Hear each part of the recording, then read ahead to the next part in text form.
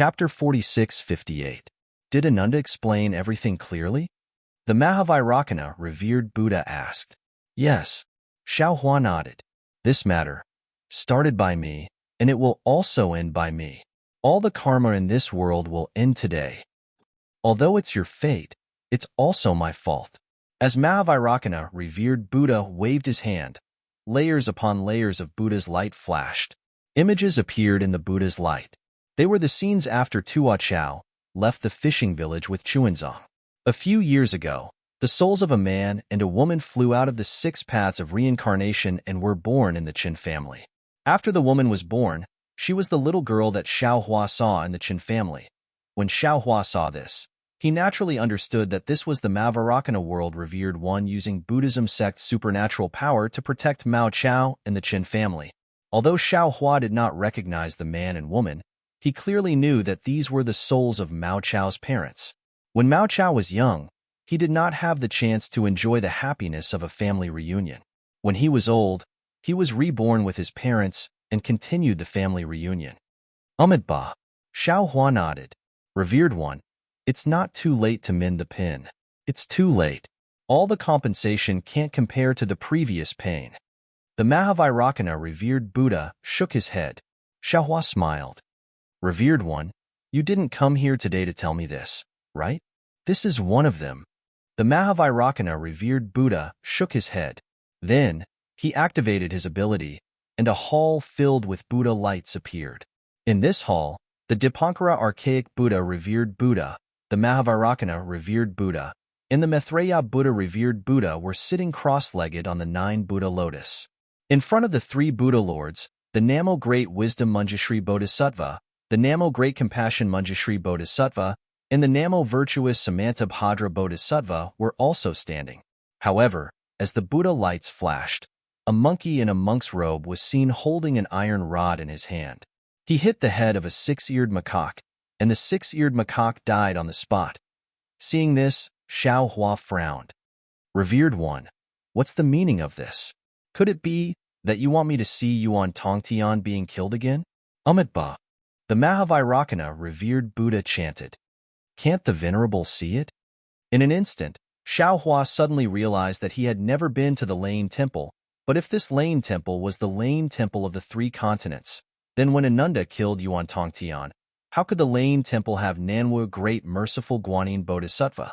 If Maitreya Buddha World Honored One was present, how could Maitreya Buddha World Honored One let Ananda run amok?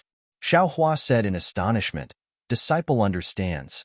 Revered one of the world, could it be that this is also karma? Sigh, that's right.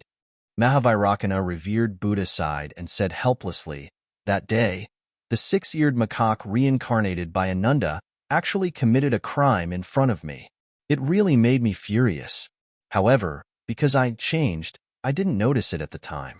Later, when I checked the karma, I realized Ananda was originally a human. He entered the cycle of reincarnation and was reincarnated as a 6-eared macaque.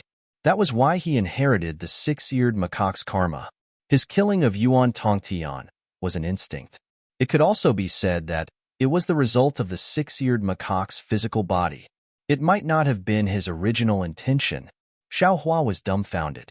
He smiled bitterly and said, Revered one of the world, this kind of karma, isn't it too complicated? Unfortunately, Mahavairocana, revered Buddha, didn't answer Xiaohua. Instead, he said, There's another thing. As he spoke, Mahavairocana, revered Buddha, waved his hand again. Yuan Tongtian's corpse appeared, and the 5-colored crystal was also taken out. Xiaohua's eyes lit up. He raised his hand to take the crystal. However, he thought for a while and relaxed his hand. He said, Revered one of the world, I believe you have already heard what Disciple said to Ananda earlier. Disciple has just attained the Bodhisattva Buddha fruit. I'm afraid it's not good for me to interfere with the cycle of reincarnation. Moreover, I'm too soft-hearted. I can't restrain Yuan Tongtian very well. Why don't we leave this matter to you? Ba. Mahavairocana, revered Buddha, also thought for a while and nodded. Leave this matter to me. The karma of this life is temporarily like this. In the next life, we'll do it again and return the karma to this fire ape. As he spoke, Mahavairocana, revered Buddha, looked at the fire ape soul inside the five-colored crystal and said, I believe that after being nourished by the heaven-mending stone, the fire energy of this flame will slowly subside, right? I also hope that the Thunder Temple's Buddhist voice can eliminate the fire ape's evil energy. Since I've troubled you, then disciple will also add flowers to brocade. Seeing this, Xiao Hua raised his hand and summoned Yuan Tongtian's corpse in front of him. With a point of his finger, the sun-moon corona on the corpse appeared. Xiao Hua's hands formed seals again. Where the crystal light landed, the sun-moon corona turned into a golden hoop. Xiao Hua kept Yuan Tongtian's corpse, but gave the golden hoop to Mahavairocana, revered Buddha. He said, this thing can be used as a tight hoop. If his fire nature is still not extinguished in the next life, use this thing to subdue him. Amitabha. Mahavairocana, revered Buddha, took the golden hoop and nodded. I hope they have a happy ending in the next life. Let's completely end this karma. End? Xiao Hua smiled bitterly. He couldn't help but curse in his heart.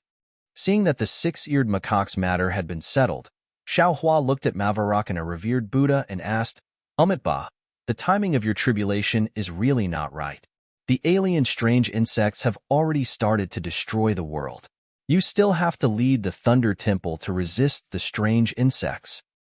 Amitabha, Immortal Emperor Go Chen has already issued a decree in the Lingyun Side Hall, inviting the supreme experts of the 3 continents, 3 rivers, and 4 seas to participate in the Jade Pool gathering 20 days later. Mahavairocana, revered Buddha, put his palms together and said, Bodhisattva, let's talk about it when you're there. Talk about it? Seeing that Mahavairocana, revered Buddha, didn't care, Xiao Hua was shocked. He hurriedly reminded him, revered Buddha, that strange insect is really powerful. Revered Buddha, please don't let your guard down. The warning signs of annihilation have already explained everything. Yes, I know. Mahavairocana, revered Buddha, nodded. I have already asked Dipankara Archaic Buddha to prepare for battle. Revered Buddha. Hearing Mahavairocana, revered Buddha's words, Xiao Hua's heart unknowingly fell into an ice cellar. He earnestly advised him again. Disciple really has to remind revered Buddha again. This time, the strange insect is really powerful. Disciple has already encountered it before. Then, Xiao Hua recounted the bitter battle he experienced in the void and the Dragon Island. Mahavairocana, revered Buddha, was calm. He smiled and asked, what was your cultivation at that time? This. Xiao Hua was at a loss for words. After a while, he replied, Disciple was only around the 5th grade of Essence Force at that time. But Mahavairocana, revered Buddha, didn't interrupt Xiao Hua's words. However, after Xiao Hua said but, he couldn't say anything else. After a while, Mahavairocana, revered Buddha, smiled and said, Bodhisattva, after hearing your words, I thought of a story. Xiao Hua was stunned and said curiously, revered Buddha, please speak. Have you seen the white elephant of Samantabhadra Bodhisattva of the Namo Great Path? Mahavairocana, revered Buddha, asked. Xiao Hua shook his head. Disciple hasn't seen it before. Yes. Mahavairocana, revered Buddha, said again. There are also elephants in the secular world. However, they are grayish-yellow in color. This gray elephant is very powerful. In the Pure Land, it is a powerful creature. It is comparable to the dragon race. People often use the dragon elephant's power to describe it. However, this gray elephant's temperament is very docile. If a small gray elephant is tied to a big tree with a thin rope, the small gray elephant will definitely struggle. However, at that time, the small gray elephant's strength is very small. It will definitely not be able to break free from the rope and the big tree. When the small gray elephant grows into a big gray elephant, its strength is enough to overturn the big tree. However, it won't break free from the thin rope, because it always thinks that it can't break free from the thin rope. It doesn't know that it has already grown up. Back then, Bodhisattva was only at the 5th grade of Essence Force. He had to use all his strength to kill the strange insect. Therefore, he felt that the strange insect was very powerful. Now, Bodhisattva has cultivated to the highest realm in such a short time. I'm afraid that some of you haven't reached the supreme realm yet, right? Sigh. revered one of the world. Xiao Hua smiled bitterly. I'm not a small gray elephant. That strange insect is also not a thin rope. I've only met one or two strange insects, and they are already so powerful. In the eye of the West Sea, I've seen hundreds of millions of them. So what if there are hundreds of millions of them? At this point, Mahavairakana, revered one of the worlds, simply answered, the three continents have the laws of heaven and earth. Those strange insects can't surpass the ninth grade of essence force. Since they can't surpass the ninth grade of essence force, the supreme experts of Buddhism, Confucianism, Taoism, and demon sects will definitely have the ability to kill them. Moreover, you've been to the 1,000 demons sacred realm. How many demons are there? How many great sages are there? It's impossible that all of these strange insects are at the ninth grade of essence force. Among the hundreds of millions of strange insects, it's already not bad that there are thousands of ninth grade essence force. Also, the so-called apocalyptic warning is just a reminder. It's not like the three continents didn't experience it before. What about now? The three continents are still the three continents. The human race is still the human race. The demon race is still entrenched in the 1,000 demons sacred realm. Of course, it's not wrong for you to be careful. Why would immortal Emperor Go-Chun urgently send an imperial edict to invite us to the Lingyun Side Palace? Remember, you must go. Otherwise, the four great clans won't go. Our human race will still be in chaos. All right. Mahavairakana, revered one of the worlds, said so much that Xiao Hua couldn't refute. He could only helplessly say, disciple respectfully sends off the revered one of the world. Mahavairakana, revered one of the world's, palms clasped together and bid farewell. Then, he stepped into the void and disappeared. Damn it! Xiao Hua cursed and said, the apocalyptic warning is already so obvious. Why aren't they alert yet? Darling Xiao, Xn said softly, those strange insects, are they really that powerful? P.S. Thanks to the two new alliance leaders, I'm Great Luo Golden Immortal and Mr. Xian Qing. Also thanks to the other Taoists who supported this book. I'm Great Luo Golden Immortal probably hasn't seen this yet. I hope that by this time, you can leave a message in the book review and comment section. Thank you. Fellow Taoists who like this book, please go to Qitian to subscribe, vote, vote, vote, vote, donate, and thank you for all your support. Chapter 4659. How could it not be powerful? Xiao Hua smiled bitterly. If it wasn't powerful, how could I have? When he spoke up to hear, Xiao Hua came to a sudden realization, and he said with extreme embarrassment and rage, damn it. Gauchin old man and the four great clans didn't care about these strange insects at all. They only stopped because they were afraid of me. They only saw the strange insects as a stepping stone. Hearing Xiao Hua call immortal Emperor Gauchin old man Gauchin, Xin was a little embarrassed, but she understood Xiao Hua's feelings. She said in a low voice, there are still 20 days left. You can go to the Jade Lake and talk to them. Sigh. If words can be spoken clearly, why would there be a need for blood? Xiao Hua sighed. Even someone as strong as Vairocana didn't care. How could immortal Emperor Gauchin care? Yes, His Majesty cares about you. He cares about the Fortune Gate. Xian nodded. If it wasn't for the rise of your Tao Gate, His Majesty would have attacked the four great clans in the Longevity Town, and there wouldn't be a second outcome. Even if the strange insects appeared, only His Majesty cares about you.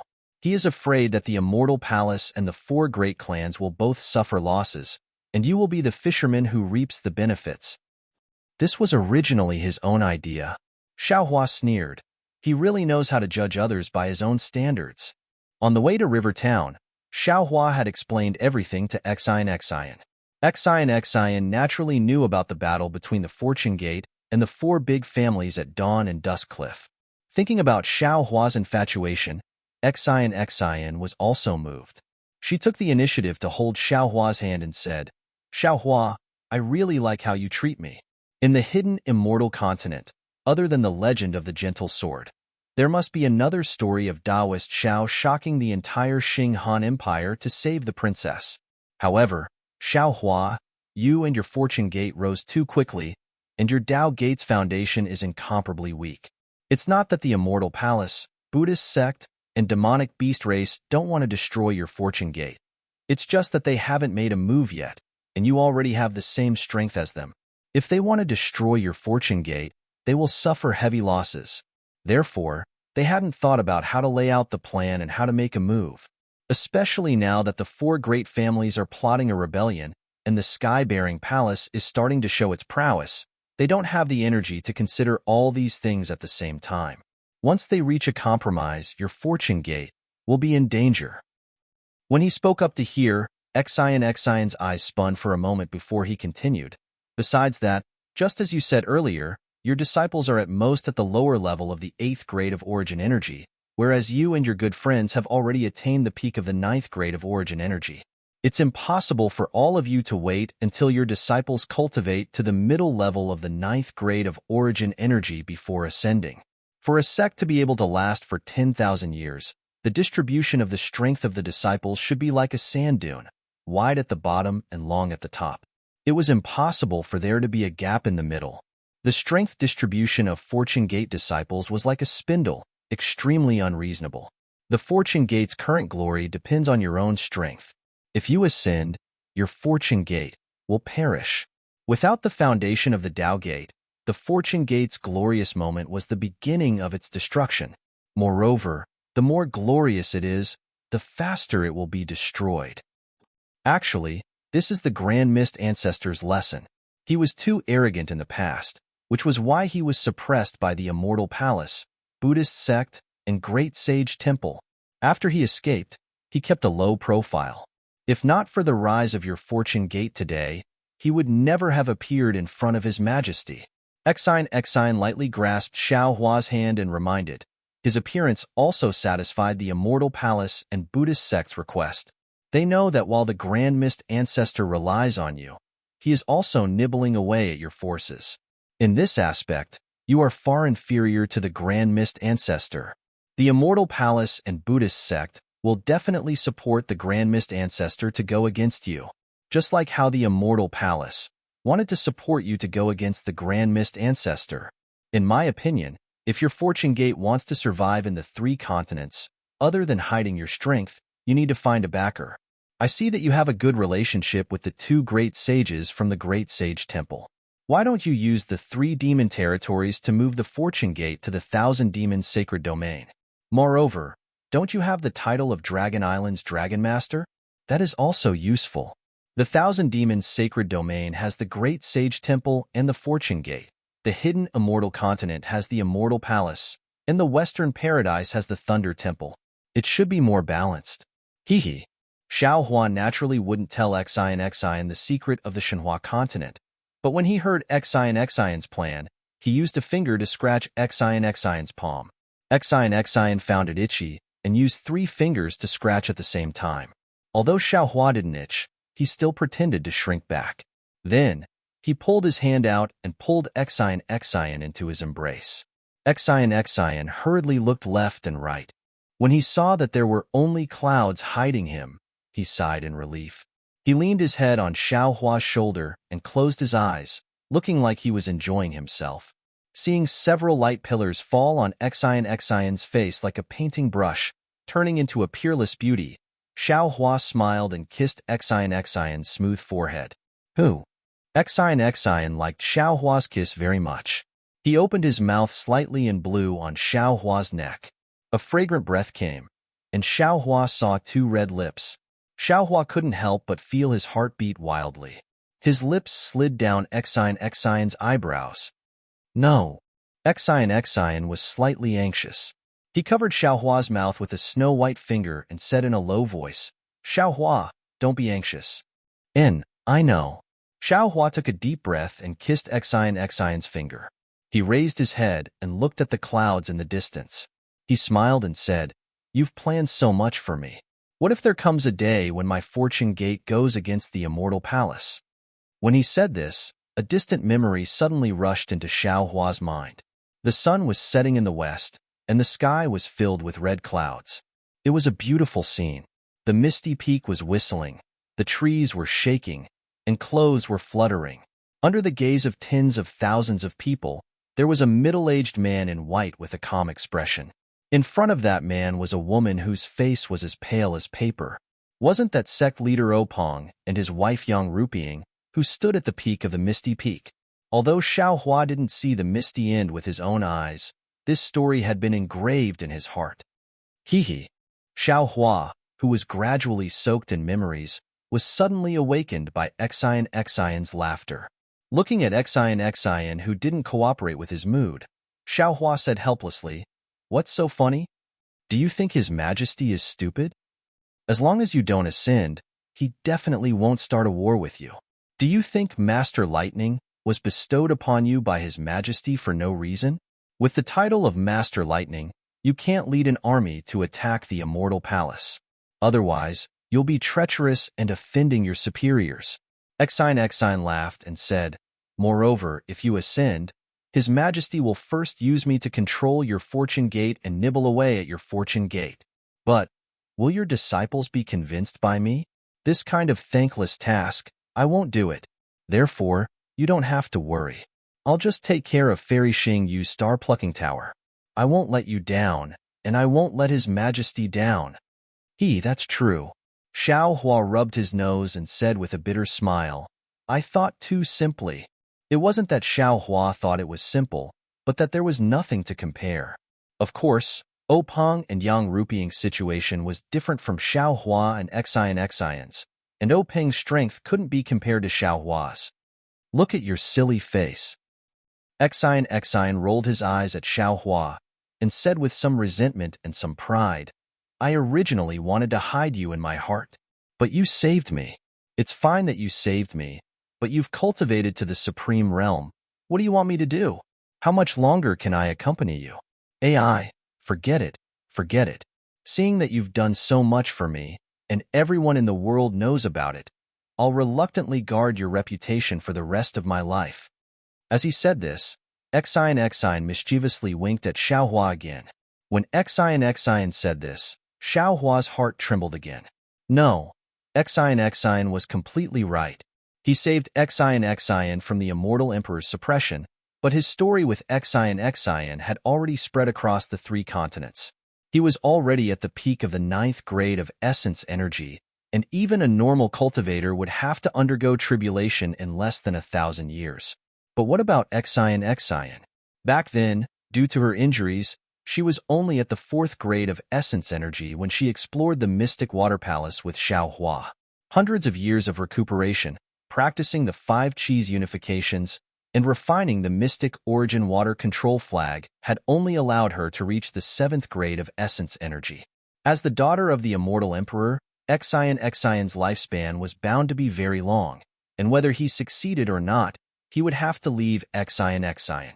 From this point of view, he didn't just give Xian happiness, he also gave her a kind of burden and loneliness. Xian, I didn't think so much," Xiao Hua said with a sad face. "When I heard by and say that you were suppressed, I panicked. You mustn't blame me. Stop pretending." Xian smiled and poked Xiao Hua's forehead with her white hand. "I'm very happy that you treat me like this. You won't be able to find a lover like you anywhere in the world." That's good. Xiao Hua smiled and said, "It's good that my wife doesn't blame me. Call me Xian. Xian glared at Xiao Hua. "I'm not your wife, but seeing how you call me your wife so smoothly, it's completely different from the little monk from before. Is there a secret?"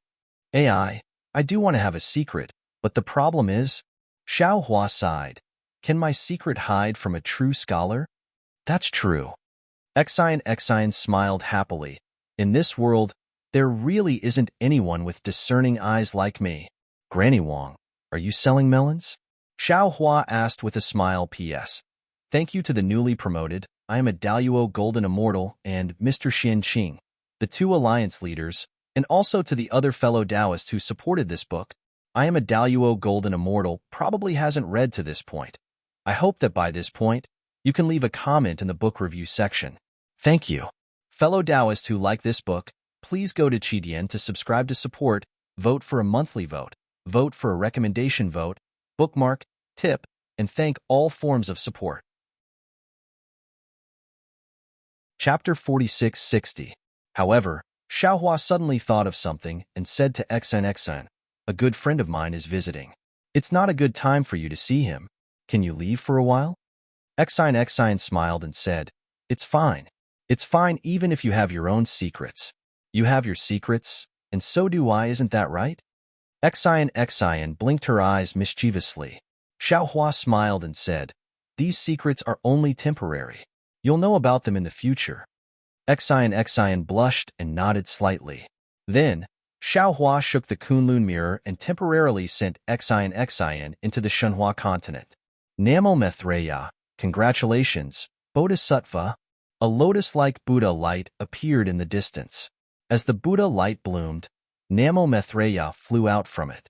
Upon seeing Xiaohua, he put his palms together and smiled. Xiaohua looked at the Maitreya Buddha and said, What's there to congratulate? You're the Maitreya Buddha, and the Mahavarakana Buddha just left. When I, a bodhisattva, see you, I have to call you my disciple. What's the point? Also, didn't you think that I could attain the Buddha fruit? I won't hide it from you. The Maitreya Buddha smiled and said, I'm the Maitreya Buddha, and I control the future of Buddhism. Now, all the Buddha lights are in the hands of the Mahavarakana Buddha. Also, even the Dipankara archaic Buddha, the Mahavarakana Buddha, and the Maitreya Buddha are only the appearances of the Buddha. Between heaven and earth, in the hearts of the Buddhas, there are countless Buddha lights. Who knows where the Buddha fruit is? Where does the river of faith flow? Also, you're merciful. The power of faith in the longevity town belongs to you. Not to mention me, even the Mahavarakana Buddha can only envy you. Forget it. This matter has already come to an end. It's useless to talk about it. Xiaohua waved his hand and said, I'm sure the Mahavarakana Buddha already hates me. The Longevity Town Buddha sect's first golden Buddha statue consecrated, and such a huge mistake happened. Even if the world-honored one wants to hold a grudge, I'm afraid you won't dare to hold a grudge at that time. Moreover, I discovered you on Tongtian's matter too late. The Maitreya Buddha put away the smile on his face and did not say much. He only explained the cause of the matter in his heart. No way. After Xiaohua heard this, he couldn't help but exclaim, There's actually such a big. Maitreya Buddha nodded and replied, I'm afraid it can only be bigger. Okay, I understand. Xiaohua nodded and said, If you need anything, you can tell I've already sensed it, so I rushed over. The Maitreya Buddha said again. Xiaohua took out the golden sarira and handed it to the Maitreya Buddha, saying, This item came from the Star Moon Palace, but I don't understand. Is there a sarira more precious than the sarira of the previous Maitreya Buddha? Of course there is. Buddha Maitreya took the golden sarira and looked at it carefully. Then, he put the golden sarira into the light behind his head and explained, The Buddhist sect cultivates the 9 turns golden body. Even when the 3 Buddha lords are practicing, they can't guarantee that every doppelganger will come out unscathed. Therefore, the more doppelganger one cultivates, the greater the chance of losing one's doppelganger. There are even some extremely rare doppelganger that has just arrived at a certain realm and may die. Who knows which Buddha lord left this golden sarira behind? However, it seems that the realm where this sarira is located is much higher than the 3 continents. Okay, I'll leave this to you. Xiaohua took out the Kunlun mirror again and said with a smile, In addition, this disciple also obtained some secret techniques. So this disciple invites you to enter the jar. Haha. The Maitreya Buddha seemed very happy. He stepped into the light pillar and disappeared. When Xiaohua put away the Kunlun mirror, the Maitreya Buddha said in Xiaohua's heart, I won't talk to you when I leave, so as not to disturb your sweet time with Xan. Xiaohua was really speechless. He replied snappily, Leave if you want. If you don't want the Bodhisattva of the exquisite temple to wait, you can just stay here. However, the Namo Maitreya Buddha didn't answer. He naturally couldn't come out for too long. Xiaohua of the heavenly Tao and the enlightenment that Xiaohua sent into his mind didn't allow him to speak. Xiaohua took out the Kunlun mirror and let Xan out. As soon as it landed in the air, Xan said happily, Darling Xiao, is this your Kunlun wonderland? Yes, how is it? Xiaohua asked somewhat proudly. It's really beautiful. Exine took a breath and wrinkled his nose. Moreover, the air inside is very fresh. The noble qi is also abundant. I even feel that the noble qi of the Confucian cultivator is also very clear, much better than the hidden immortal continent. Right. There's also the scenery. It's much more beautiful than the majority of the places in the hidden immortal continent. Of course, why don't you think about who set up the Kunlun Wonderland? Xiaohua raised his head and said very proudly, Yes. Exine clapped his hands and said, This Kunlun mirror is in your hands. You must be able to personally set up the Wonderland inside. Darling Xiao, why don't you let me also refine this Kunlun mirror? I also want to set up a space. However, Exine only said a few words and said with a smile, Darling Xiao, don't take it seriously. I know that only you can refine the Kunlun mirror. I'm just envious of you. Boom. Exine's words reminded Xiaohua again. That day at the Dawn and Dusk Cliff, because Xiaohua couldn't free himself, he gave the Kunlun mirror to the celestial being to collect the Fortune Gate disciples who were fighting with the 4 great clans. Now that he thought about it, wasn't this a big flaw? Even when he was at the Longevity Town, Xiaohua also gave the Kunlun mirror to the celestial being. The celestial being using the Kunlun mirror was naturally a pretense, just like Xiaohua. He was just putting the Fortune Gate disciples into the Shenhua continent like they were things. But others didn't know, and others would definitely think that it was a clone. Xiaohua smiled and answered, The Kunlun mirror is different from other magic tools. It can be activated through simple refining, but the Kunlun Wonderland inside is something I can do. If you want to refine it and collect some things, I can refine it. That's not right. Refining the Kunlun mirror requires the Tao's true essence and techniques. You're a Confucian cultivator. You still can't do it. I remember now. When Xiaohua mentioned refining the Kunlun mirror, Exine's face turned red again, and she exclaimed, His Majesty asked you to comprehend the 9 prefectures' cauldrons array formation. You can't have forgotten, right? Seeing that Exine took the initiative to throw the refining of the Kunlun mirror aside, Xiaohua really admired Exine's purity.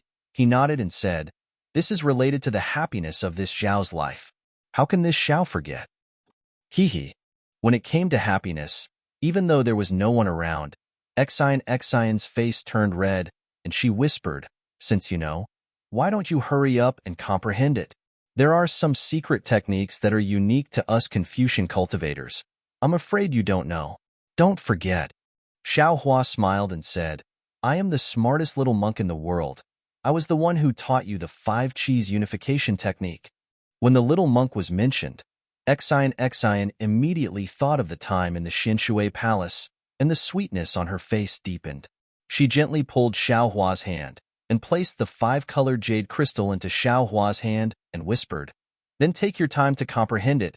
Don't worry, gathering 9 Confucian cultivators at the peak of the 9th grade of essence energy isn't particularly difficult. The difficult part is being united. This concubine will discuss this with the master of the Taiqing Palace, and if it doesn't work out, ask him to help the masters of the Shangqing Palace and Yuqing Palace, plus you and the master of the Wensu Palace. It should be about the same. Xiaohua pretended to be angry and said, I gave the master of the Shangqing Palace a good beating. How can he help me? Xiaolang, you think everyone is as narrow-minded as you. Exine covered her mouth and laughed. When the master of the Taiqing Palace heard about you, he even specially told me to take good care of you. All right. Xiaohua smiled and said, Then I'll take a look at the array formation first. If it doesn't work, I'll prepare a gift to bribe them. Do you think I should take the rejuvenation pill? Or get a few dragons from the Eastern Sea for them?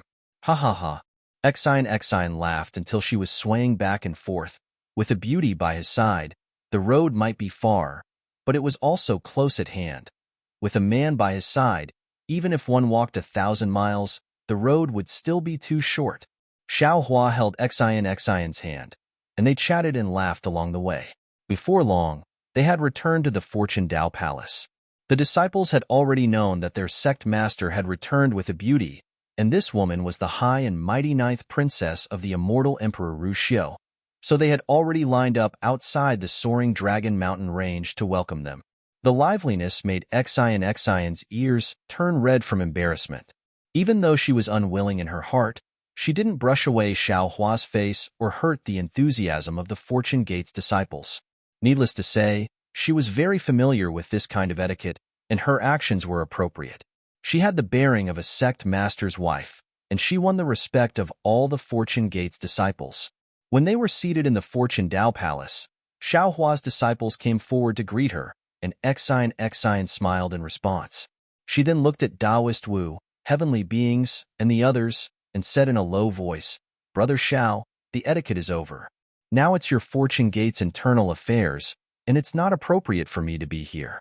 How about I leave?" "All right." Xiao Hua nodded and said, "I've already sent a message to Bayan, and she should be back soon. Go to the back hall and wait for her." Subsequently, Xiao Hua instructed Chang Yuan to accompany Xian back to the Fortune Dao Palace's inner hall. After Xian left, Xiao Hua shook the Kunlun mirror and released the Archdevil ancestor Shur. The moment he came out, he smiled and said, "Congratulations, big brother. Congratulations, big brother. I hope you have a child soon. P.S. Thank you to the 2 new Alliance Masters. I'm a great Luo Golden Immortal and Mr. Xin Qing, as well as to the other fellow Taoists who supported this book. I'm a great Luo Golden Immortal probably hasn't seen this yet. I hope you can leave a comment in the book review section. Thank you. Fellow Taoists who like this book, please subscribe to it at Qidian, vote for it, give it a recommendation vote, collect it, and thank you for all your support. Chapter 46-61. Go. Xiao Hua didn't know whether to laugh or cry when he heard Demon Venerable Shur say the same words he used to congratulate Su Ji and Xingyue. He raised his hand and said, "Hurry up and sit there. We have something important to discuss." "Yes, Sect Master." Demon Venerable Shur didn't dare to delay and quickly sat down. Xiao Hua looked up and saw that Lui had returned to the Fortune Palace and was standing beside Fu Jiwen. Xiao Hua smiled and said, "Lui, you're finally back." Lui blushed and hurriedly bowed. "Disciple is unfilial. Please forgive me, Master."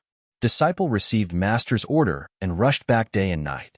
I didn't dare to delay at all. How's the situation at the Heavenly Abode River? Xiao Hua asked. Lui hurriedly told her about the Heavenly Abode River. Although Jiang Hong was very ambitious, she also knew Xiao Hua's character. Seeing that Aozhan had returned, she naturally would not do anything. Under Jiang Hong's leadership, the entire Heavenly Abode River had been thriving. Today, it had become a dragon tribe force second only to the Dragon Palace of the Four Seas. After Lui finished speaking, Xiao Hua nodded and said, "The West Sea was attacked by alien insects and the West Sea Dragon King went missing. You already know, right?" "Yes, Disciple knows." Lui knew what Xiao Hua wanted to say and hurriedly replied, "Presumably, Little Yun already knows. She must have led the Heavenly Abode River Dragon Clan to the West Sea. Disciple will send a message for her to return." "No?" Xiao Hua waved his hand and said, "Let her go." Lui was shocked and said, "Master, if Little Yun goes, she will be aiming for the Dragon King of the West Sea Dragon Palace. She wants to." Xiao Hua smiled and said, "Is it easy to be the Dragon King of the West Sea? Let her be the vanguard for the Dragon King of the West Sea." "Yes, Disciple understands." Lui looked at Fu Jiwen and the others. He didn't know who the Dragon King of the West Sea was. He could only respectfully agree.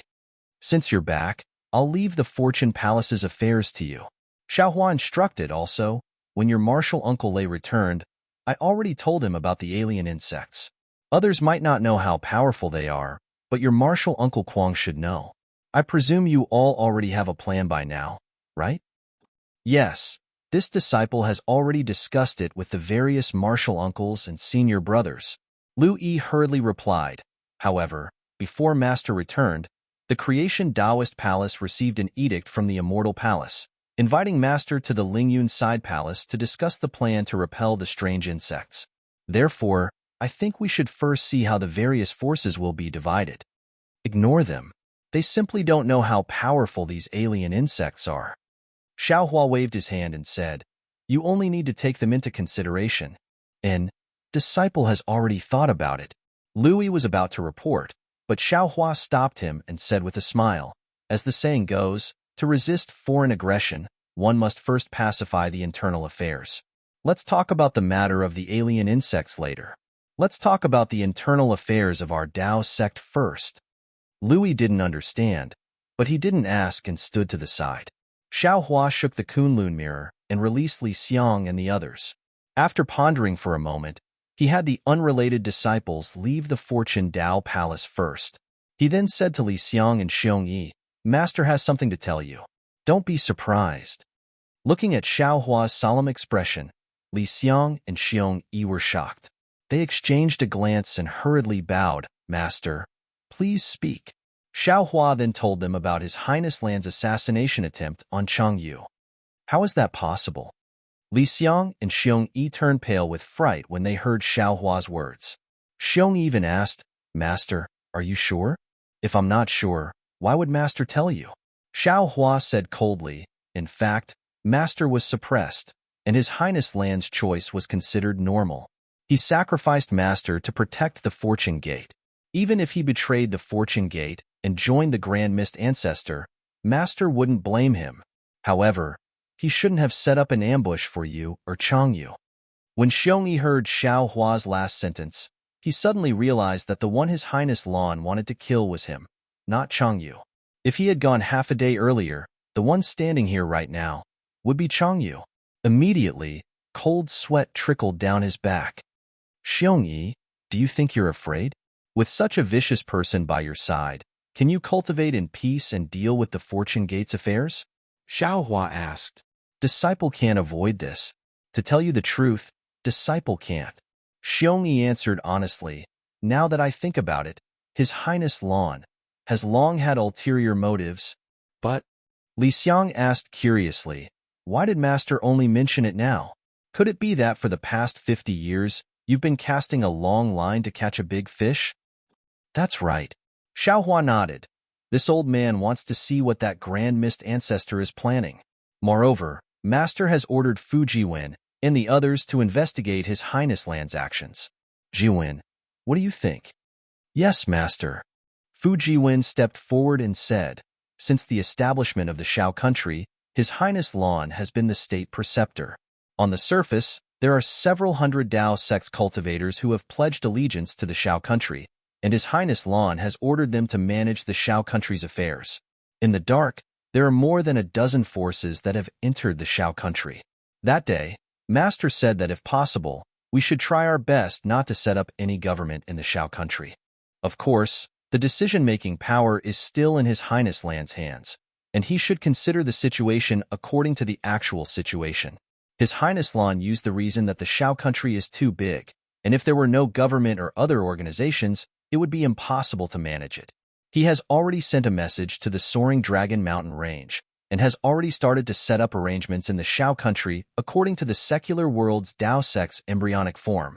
As for these forces and those Dao sect's cultivators, due to the lack of time, Disciple has yet to investigate their origins. There's no need to investigate further." Xiaohua's face was ashen, and he waved his hand. "These arrangements are definitely the Grand Mist Ancestor's idea, and it could also be the Sky-Bearing Palace's disciples." "Damn it." Fu Jiwen gritted his teeth and said, "The Grand Mist Ancestor is of our Dao sect's lineage, and the Sky-Bearing Palace that he established is of the same origin as our Fortune Gate. Now, he hasn't even shown his banner in the hidden immortal continent, and he's already starting to make moves behind our backs. Truly hateful." Louis laughed. "Master is even worse, making such a big Shao country. The Sky-Bearing Palace's cultivators are already hard to settle down, and now they're all sent here at once. Won't they be swallowed by Master in the future? Things are far from as simple as we think." Xiaohua sighed. If it weren't for the alien insect's attack, Master might have slowly played chess with the Grand Mist Ancestor. Now that the hidden immortal continent is on the verge of destruction, Master doesn't have the time to dawdle with him. However, there's no need to make things clear with the Grand Mist Ancestor. Let's see if he has any other plans. Li Xiang, Xiong Yi, listen up. Yes, Disciple is here. Xiong Yi and Li Xiang hurriedly bowed and answered. Xiaohua instructed, The two of you are not inferior to His Highness Lan's ability to stabilize the country, and if His Highness Lan is the only one in charge of the Shao country, there will be a flaw.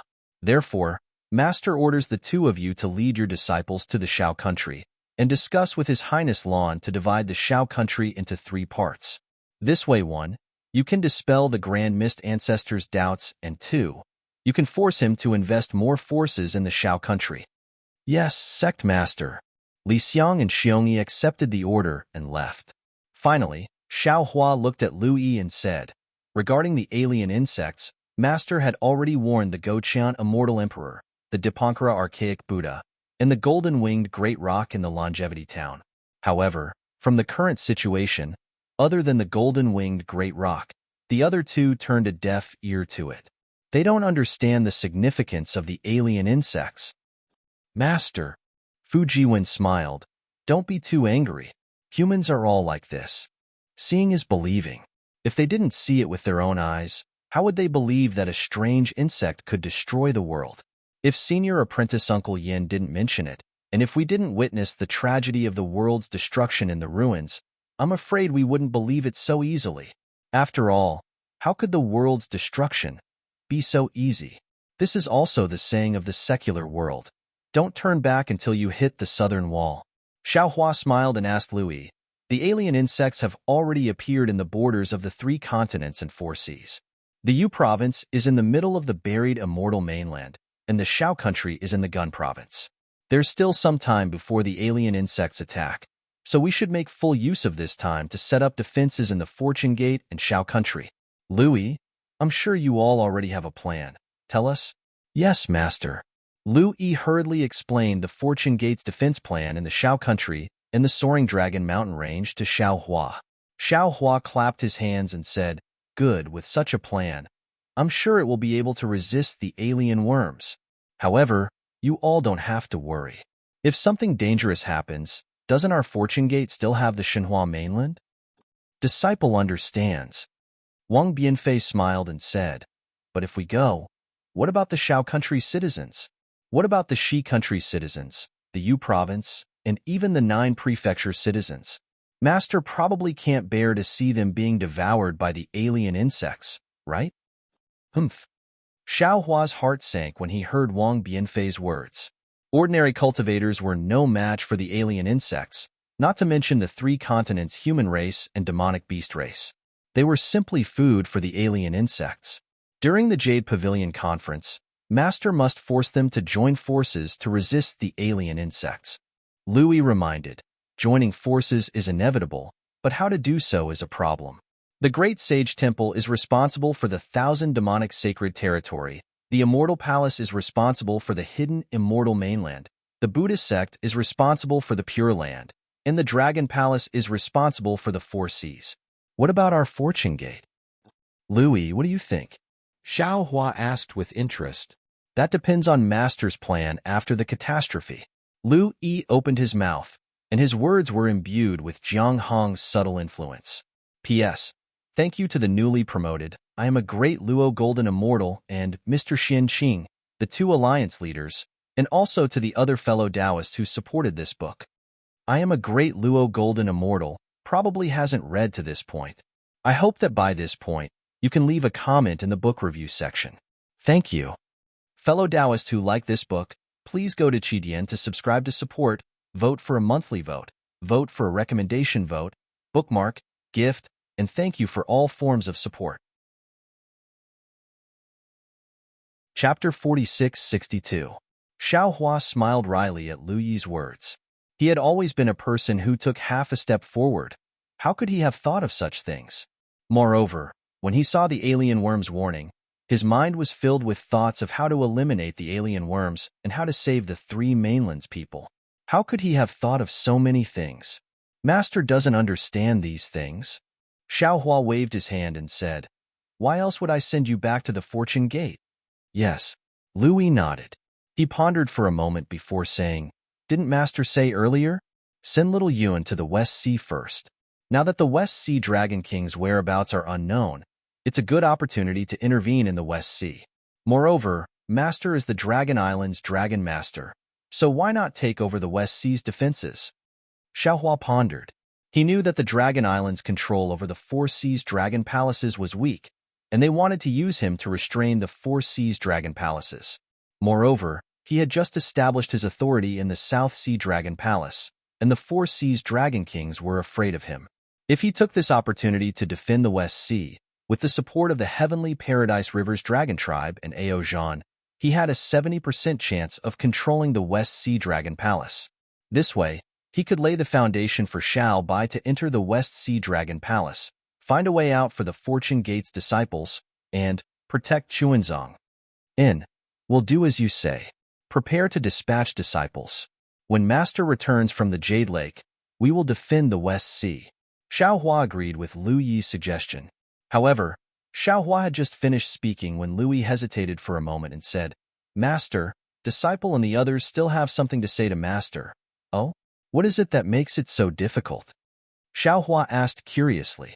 Lu Yi glanced at Fu Jiwen and Wang Bianfei. Fu Jiwen nodded and stepped forward. Master, it's like this. After junior brother Lu returned from the Heavenly Paradise River, he took over the Fortune Gate's daily affairs. Then, Marshal Uncle Lei and the others returned and told us about the alien worms invasion. We all felt that this matter was troublesome. If our Fortune Gate's disciples only defended the Shao country and the soaring Dragon Mountain range, it would be easy. But with Master's benevolence, he would definitely take the three mainlands into consideration. Although Disciple did not think of going to the West Sea's defenses, he would definitely send disciples out. In that case, our Fortune Gate's disciples would have to fight on three fronts. Our Fortune Gate's foundation. If we split our forces would be divided. Our strength would be divided. That's why I think it's better to concentrate our forces. Wang Bianfei continued. If there were no alien insects, the Fortune Dao Palace would be located in the Soaring Dragon Mountain Range, and the Soaring Dragon Mountain Range would be the foundation of my Fortune Gate. However, since there is the danger of alien insects attacking, this Soaring Dragon Mountain Range's Fortune Gate has become our burden.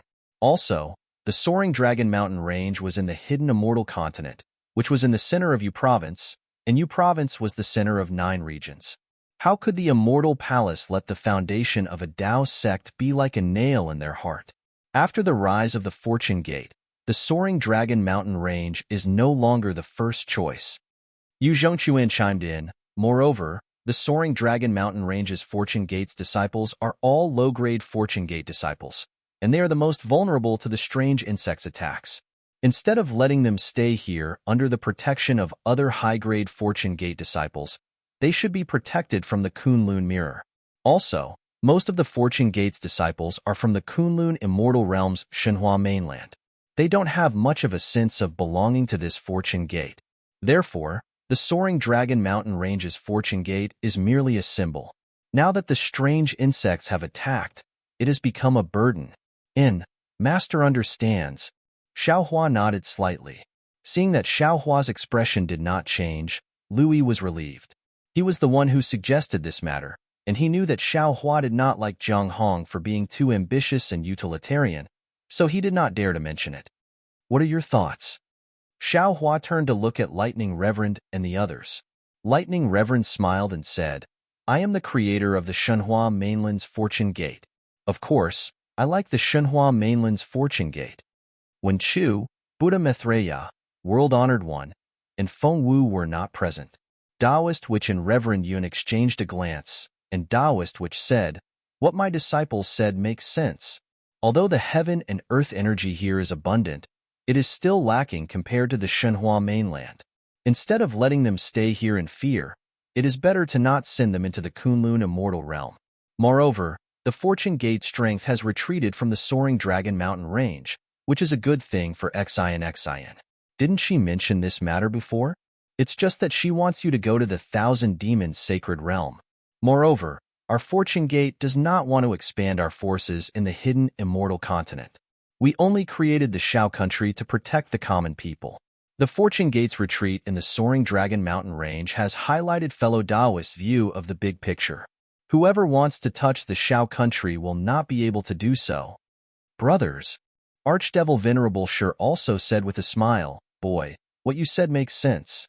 If the strange insects attack, you and I will not be here. and we will even have to leave a brother here to guard this place. Not only will it be a waste, but it will also worry us. Why don't we move the Fortune Gate to the Shinhua mainland? How can it be safer than the human race's Mahayana realm experts? After Xiao Hua heard this, he understood that the soaring Dragon Mountain Range's creation gate was indeed necessary to exist before the invasion of the alien insects. It could form an even bigger creation gate with the Thousand Demons' sacred realm and the Pure Land in the future. However, now that the alien insects had attacked, his plans had to be pushed back. The soaring Dragon Mountain Range's creation gate was no longer interesting. Rather than that, it was better to send it directly to the Shinhua continent. After the apocalypse passed, he could rebuild it according to the specific situation. But there was another problem with this arrangement. If the Fortune Gate's disciples were to be kept in their own space, who would resist the strange insects? Wouldn't the Fortune Gate be an empty shell? Thus, Xiaohua voiced out his concerns. Louis and the others discussed and said, "Master, how about this? We will send the soaring Dragon Mountain Range's low-level disciples to the Shinhua mainland, and let the Shinhua mainland's high-level disciples stay on the continent to resist the strange insects. What do you think?" "Good." Xiaohua nodded and said, "In that case, Louis, pass down this old man's order. Start organizing the Fortune Gate's things. When Master returns from the Jade Lake, the low-level disciples guarding the soaring Dragon Mountain Range will be sent to the Kunlun Immortal Realm. You all should also prepare to go to the West Sea. Of course, the disciples going to the Shao country must be arranged well." "Yes, disciple will obey sect master's order." Louis was overjoyed. Xiaohua then discussed some matters with the disciples and dismissed them. After the disciples left, Xiaohua said to Lightning Taoist and the others, the Confucian, Buddhist, Taoist, and demonic beast races must join forces to resist the alien insects. However, the resistance of the 3 continents and 4 seas is only a temporary solution. If we want to kill the strange insects and completely block them from entering the 3 continents, we still need to block the space passage that the strange insects used to invade the 3 continents. This old man has seen billions of strange insects in the West Sea's eye, and this old man also appeared near the Yu province cauldron through the space passage. From the 5-9 prefectures cauldrons that I obtained from Kong Hongwu, that guy must have destroyed the 9 prefectures grand formation. Those strange insects must have invaded the 3 continents through the space passage because the 9 prefectures grand formation was destroyed. Therefore, if we want to eradicate the alien insects, we must re-establish the 9 prefectures grand formation. And I and the others understand this. Taoist Wu nodded. After the 9 prefectures grand formation was destroyed, the hidden immortal continent suffered endless disasters. Even if there were no alien insects, we must re-establish the grand formation as soon as possible. The celestial being laughed. Of course, this is related to fellow Taoists' happiness. Right now, there are exactly 9 sect masters in our Fortune Gate. Isn't it because the heavens want our Fortune Gate to re-establish the 9 prefectures grand formation? All right, let's not talk about it anymore. Xiao Hua smiled faintly and took out the 5-colored jade crystal, saying, "Fellow Taoists, we will now comprehend the 9 prefectures grand formations method." "Good." The doppelgangers nodded and closed their eyes after Xiao Hua. A few days later, Xiao Hua was the first to open his eyes. Although he was frowning, there was also a trace of joy on his face. A few breaths later, the doppelgangers also opened their eyes. Xiao Hua said, "This 9 prefectures grand formation is indeed extraordinary. It's not the Cultivation World's array. If I'm not mistaken, it should be the Heavenly Court's Immortal Defense Array. The 9 prefectures grand formations method of setting it up is also a work of art. It's truly unimaginable. To think that it can borrow the strength of 9 venerable realm cultivators to successfully set it up." Lightning Taoist agreed. The method of setting up this grand formation isn't difficult. Although it requires the use of the 5 cheese unifications, fellow Taoist knows how to do it. However, it's extremely difficult to use the spirit and branches interlocking technique. Xian has never seen the method of setting up this grand formation. Her thinking is too simple. If it wasn't difficult, why would old man Gauchen hand it over to us? Taoist Wu sneered. He himself knows that the 9 cultivators setting up the grand formation not only have to work together, but they also have to be telepathic and be able to activate the 9 prefectures' cauldrons at the same time. This is 9 people, It's hard to find an immortal palace, hard to find in this world. What 3 purities palace master? None of them can be used. Xiao Hua narrowed his eyes and said, "This is a challenge, but it's also an opportunity. If the 9 of us can successfully cultivate this spirit and branches interlocking technique, our divine senses, Buddhist senses, elemental senses, and devil senses will be able to cover the entire hidden immortal continent. In other words, you can enter Shenhua continent from anywhere in the hidden immortal continent as you wish." Indeed. This is the only benefit of setting up the grand formation, Celestial being said with a smile. Not only that. Xiao Hua smiled and said, "This spirit and branches interlocking technique doesn't seem to be a secret technique of the heavenly court. There might be other secrets. This old man feels that if we can cultivate this to the extreme, there will be miraculous effects that we can't imagine, big brother." Just as Xiao Hua was discussing with his clones and high spirits, Demon Sovereign Sure cried out, "Little brother is from the devil race. This 5 cheese unifications technique can't be cultivated at all. Little brother can't activate your Xiantian true chi either? How is that possible?" Xiao Hua was shocked and shouted, "Didn't the underworld judge use this Xiantian true chi to temper his body? Not to mention that you are a devil formation devil spirit body condensation technique. How can you not activate it? P.S. Thank you to the newly promoted, I am Daluo Golden Immortal, and Mr. Xin Qing, the 2 alliance leaders. Also, thank you to the other Taoists who supported this book. I am Daluo Golden Immortal probably hasn't seen this yet. I hope that when he sees this, he can leave a comment in the book review section. Thank you. Fellow Taoists who like this book, please go to Qidian to subscribe to support, vote for a monthly vote, vote for a recommendation vote, bookmark, tip, and thank all forms of support. Chapter 46-63. Big Brother. Demon Venerable Sure hurriedly explained, "I'm sure you know that the netherworld energy is the energy of death, and the energy refined by Confucian cultivators is the energy of life. If you absorb the energy of life, you can activate the energy of death, which is beneficial to the cultivation of the substitute of the judge of hell. However, the noble energy is the energy of justice, which is the natural opposite of the devil energy of the devil race. It's completely different from the Tao of life and death. I can't cultivate the cultivation technique of the devil race with the help of the noble energy, so I can't activate the innate energy. Of course, I've thought the same as you, big brother. I'm a condensed body of a devil spirit from the devil formation of the upper realm, so I can totally suppress the innate energy and control it. But when I tried it just now, it's not like that at all. Fellow Taoist, you're too careless." Taoist which echoed, "The 9 cauldrons are used to suppress the fate of the human race. How can they be activated by the devil race?" Xiao Hua's brows furrowed. Taoist which had wronged him by saying he was careless, because in his heart, he had never regarded Demon Venerable Sure as a real demon venerable. Xiao Hua had cultivated the 5 energies of origin in his 5 viscera and 6 bowels, and cultivated the devil cultivation technique in his bloodline. Later on, when he became a clone, he gave these techniques to his clones to cultivate. Usually, when he activated the devil cultivation technique and the Confucian cultivation technique, there was nothing wrong with them. Therefore, he always thought that Demon Venerable Sure could also activate the Confucian cultivation technique like him. But he had never thought that Demon Venerable Sure had become a real devil, and he could no longer freely use the Confucian cultivation technique like Xiao Hua. "What about my fellow Taoists?" Xiao Hua asked the other clones worriedly. "Let me tell you." Taoist which and the others looked at each other and answered, "The noble energy has no innate conflict with what we cultivate. We have no problem with it."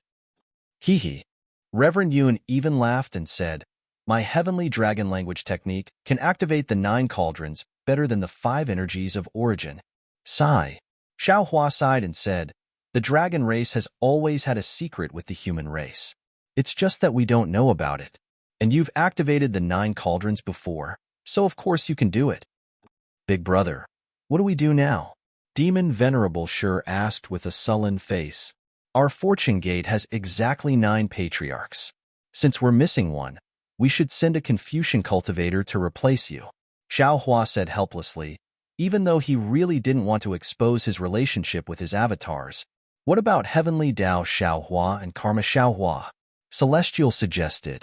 Their attacks should be more powerful than ours. They haven't formed yet. We can't place our hopes on them. Xiao Hua shook his head. Didn't Big Brother say that? My fortune gate still has a 10th-old master. Honorable Devil Sure suggested. Why don't we let him come? He has no chance. Xiao Hua waved his hand. Even if he comes back, his strength can't compare to ours. You'd better practice the same chi connection technique first before thinking about how to activate the 9 cauldrons. As for the Confucian cultivators, I have come into contact with only the master of the 3 Purities Palace. As for which one, I will discuss it with the Immortal Emperor at the Jade Pool. That's the only way. Lightning Reverend nodded. It will take us a lot of time to comprehend the same chi connection technique. Let's talk about it at that time.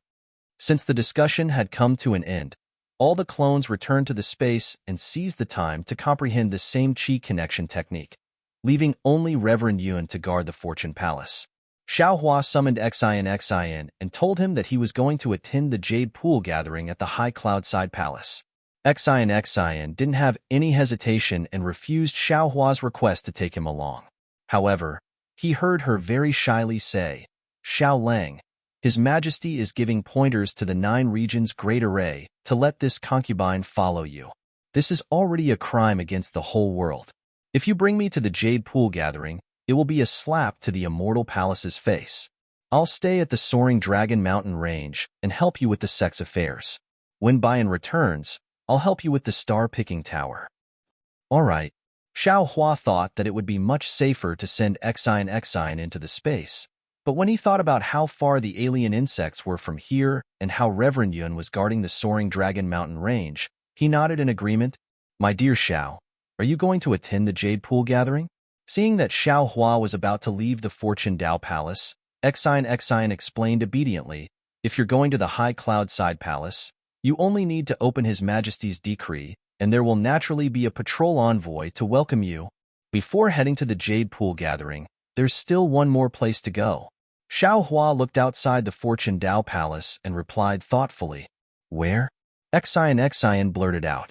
However, she smiled and said, I'm asking too much. Oh, this isn't important. Xiao Hua waved his hand and said, the world's Dao sects are already declining. Today, the hidden immortal Dao Gate is opening.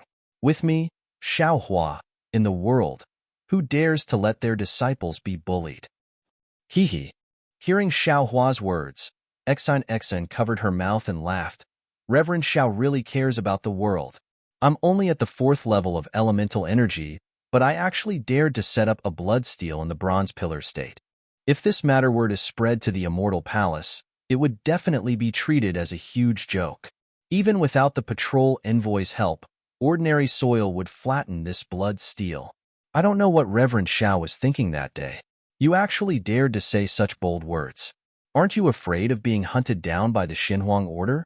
Xiao Hua shrugged and said somewhat embarrassedly, at that time, this Xiao had just arrived at the Bronze Pillar state from the country of Xi. I didn't know about the Xinhuang Order. Moreover, Dao Shan died too miserably. This Xiao was furious. When I thought of the hidden immortal continent's Dao Gate being bullied, this Xiao erected the blood steel in a fit of anger. Later on, when I thought about it, I also felt that I was too arrogant. However, this Xiao didn't have time to go to the Bronze Pillar state. Hearing this, Xin's face turned serious and said, this blood steel. Forget it, I won't talk about it. You'll know when you see it. Fortunately, Dao Shan died miserably. The Bronze Pillar State's king felt that he was in the wrong. Later on, the Bronze Pillar State's fate declined and was replaced by another state called the Jade Pong State. At that time, you already made a name for yourself in the blood pool of gods and devils. Some scholarly families' literary sages also helped you spread the seeds. That Jade Pong State didn't dare to offend the literary sages and kept the 7 Sons Temple.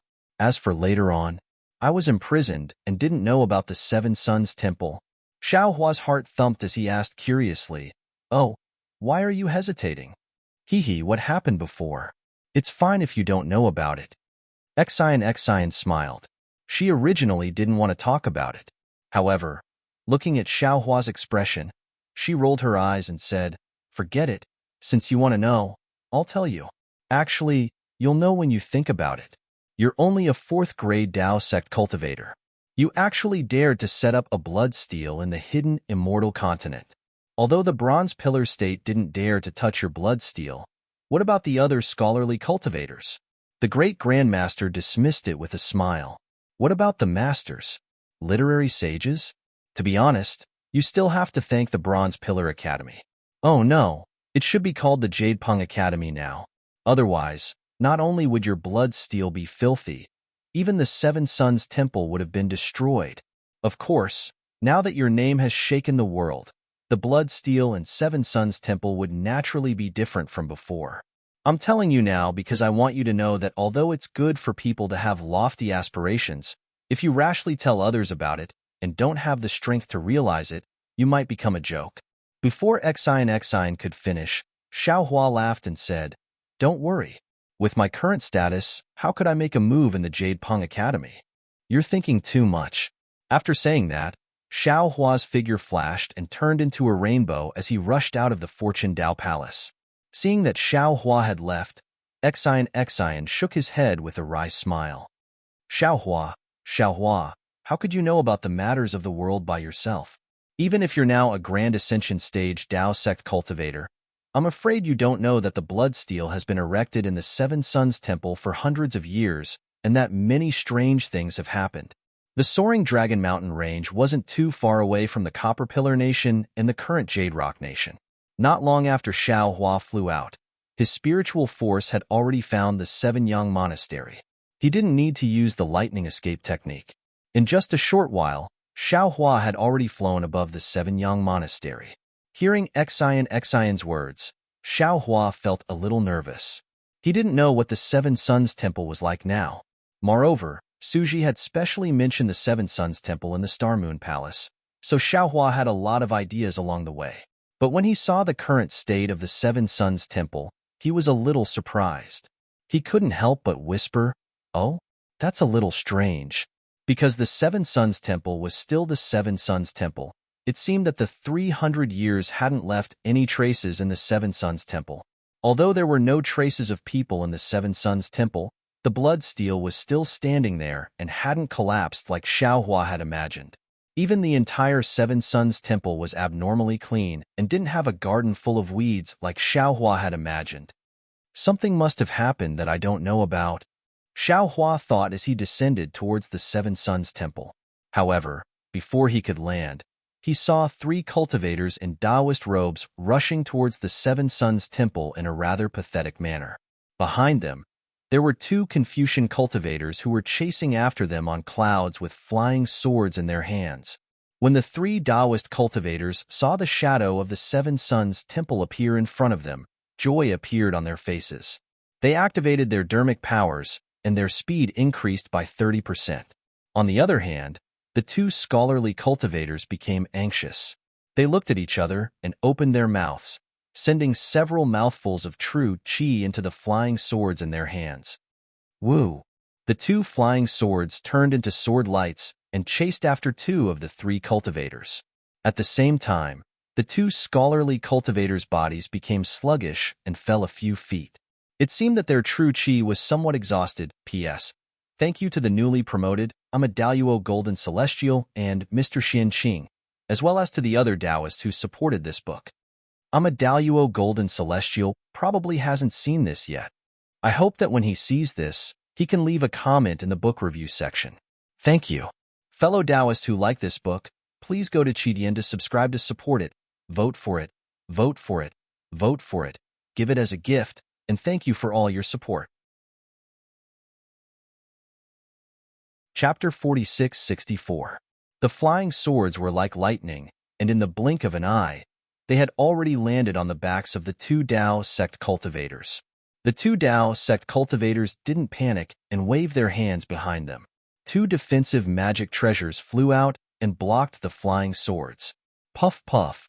The flying swords pierced the magic treasures and emitted a bright light. The flying swords and magic treasures were both sent flying at the same time. Break!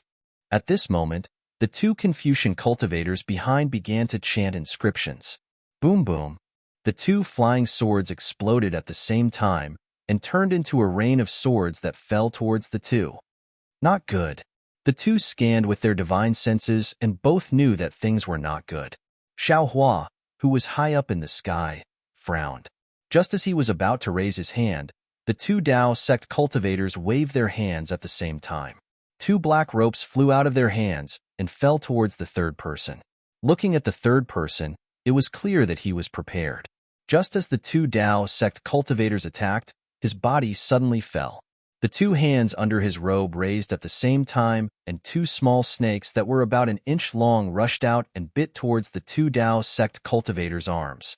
Seeing the three of them fighting like this, Xiao Hua's eyes flashed with anger. He immediately withdrew his divine ability and stood quietly in the sky, no longer attacking. Swish, swish. When the two small snakes appeared, the two Dao sect cultivators who attacked seemed to be afraid. They hurriedly controlled the ropes to land on the small snakes. With two soft sounds, the small snakes were killed. At the same time, puff puff, with several muffled sounds, two clusters of broken sword light fell onto the backs of the two Dao sect cultivators. Although there were some fluctuations of magic power on their backs, they were still unable to block it. The two Dao sect cultivators fell to the ground. Humph! The third Dao sect cultivator coldly snorted and flew high up into the sky. Like a bird, he charged into the Seven Suns Temple. Once he entered the Seven Suns Temple, the Taoist cultivator's courage was boosted. He stood on the wall of the Seven Suns Temple and shouted coldly, "Kong Feng, Kong Jie, the two of you have chased I for more than 6,000 miles. Now that I can no longer fly, come and kill me." At this time, the two Confucian cultivators had already flown to the two injured Taoist cultivators who had fallen to the ground. They ignored the provocation of the Taoist cultivators and raised their hands to take out two thin ropes that were more than a foot long. As their true chi fell on the ropes, blood-red armor inscriptions gushed out. As soon as the inscriptions appeared, the two thin ropes fell on the two Taoist cultivators like inscription chains and firmly tied them up. After doing all this, one of the Confucian cultivators raised his eyes to look at the Taoist cultivator standing on the wall and said coldly, "You Feihu, if you have the guts, then come down and compete. What kind of man are you if you're standing on top? The higher you stand, the farther you can see." The Taoist cultivator named Yu Feihu saw that the two Confucian cultivators didn't dare to come closer and became even bolder. He said proudly, "Don't tell me the two of you don't want to see 1,000 miles and reach a higher level?" Damn it! One of the Confucian cultivators was a little angry. He raised his hand and pointed at Yu Feihu. He said angrily, "You have the ability to kill 49 young boys and girls as a blood sacrifice for your Dharma artifact. Why do you have the guts to fight me to the death? Those young boys and girls are people in trouble. Even if I don't do anything, they won't live for more than a few days. Since that's the case, why can't I sacrifice them for my Dharma artifact?" Yu Feihu sneered. "Besides, the two of you are just constables from the Qing Kingdom. Why are you in the Fengjing Kingdom's territory? Since it's a heinous crime, no matter where you are, I should arrest you." The more the Confucian cultivator spoke, the angrier he became. Suddenly, his body moved, and a multicolored light appeared as he pounced at Yu Feihu. Haha! Yu Feihu wasn't afraid at all.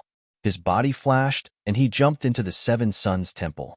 He laughed and said, "Kong Jia, why don't you come in? This is the Seven Suns Temple. In front of me is Taoist Zhao's bloodsteel. You dare to bully my Taoist disciples in front of the bloodsteel?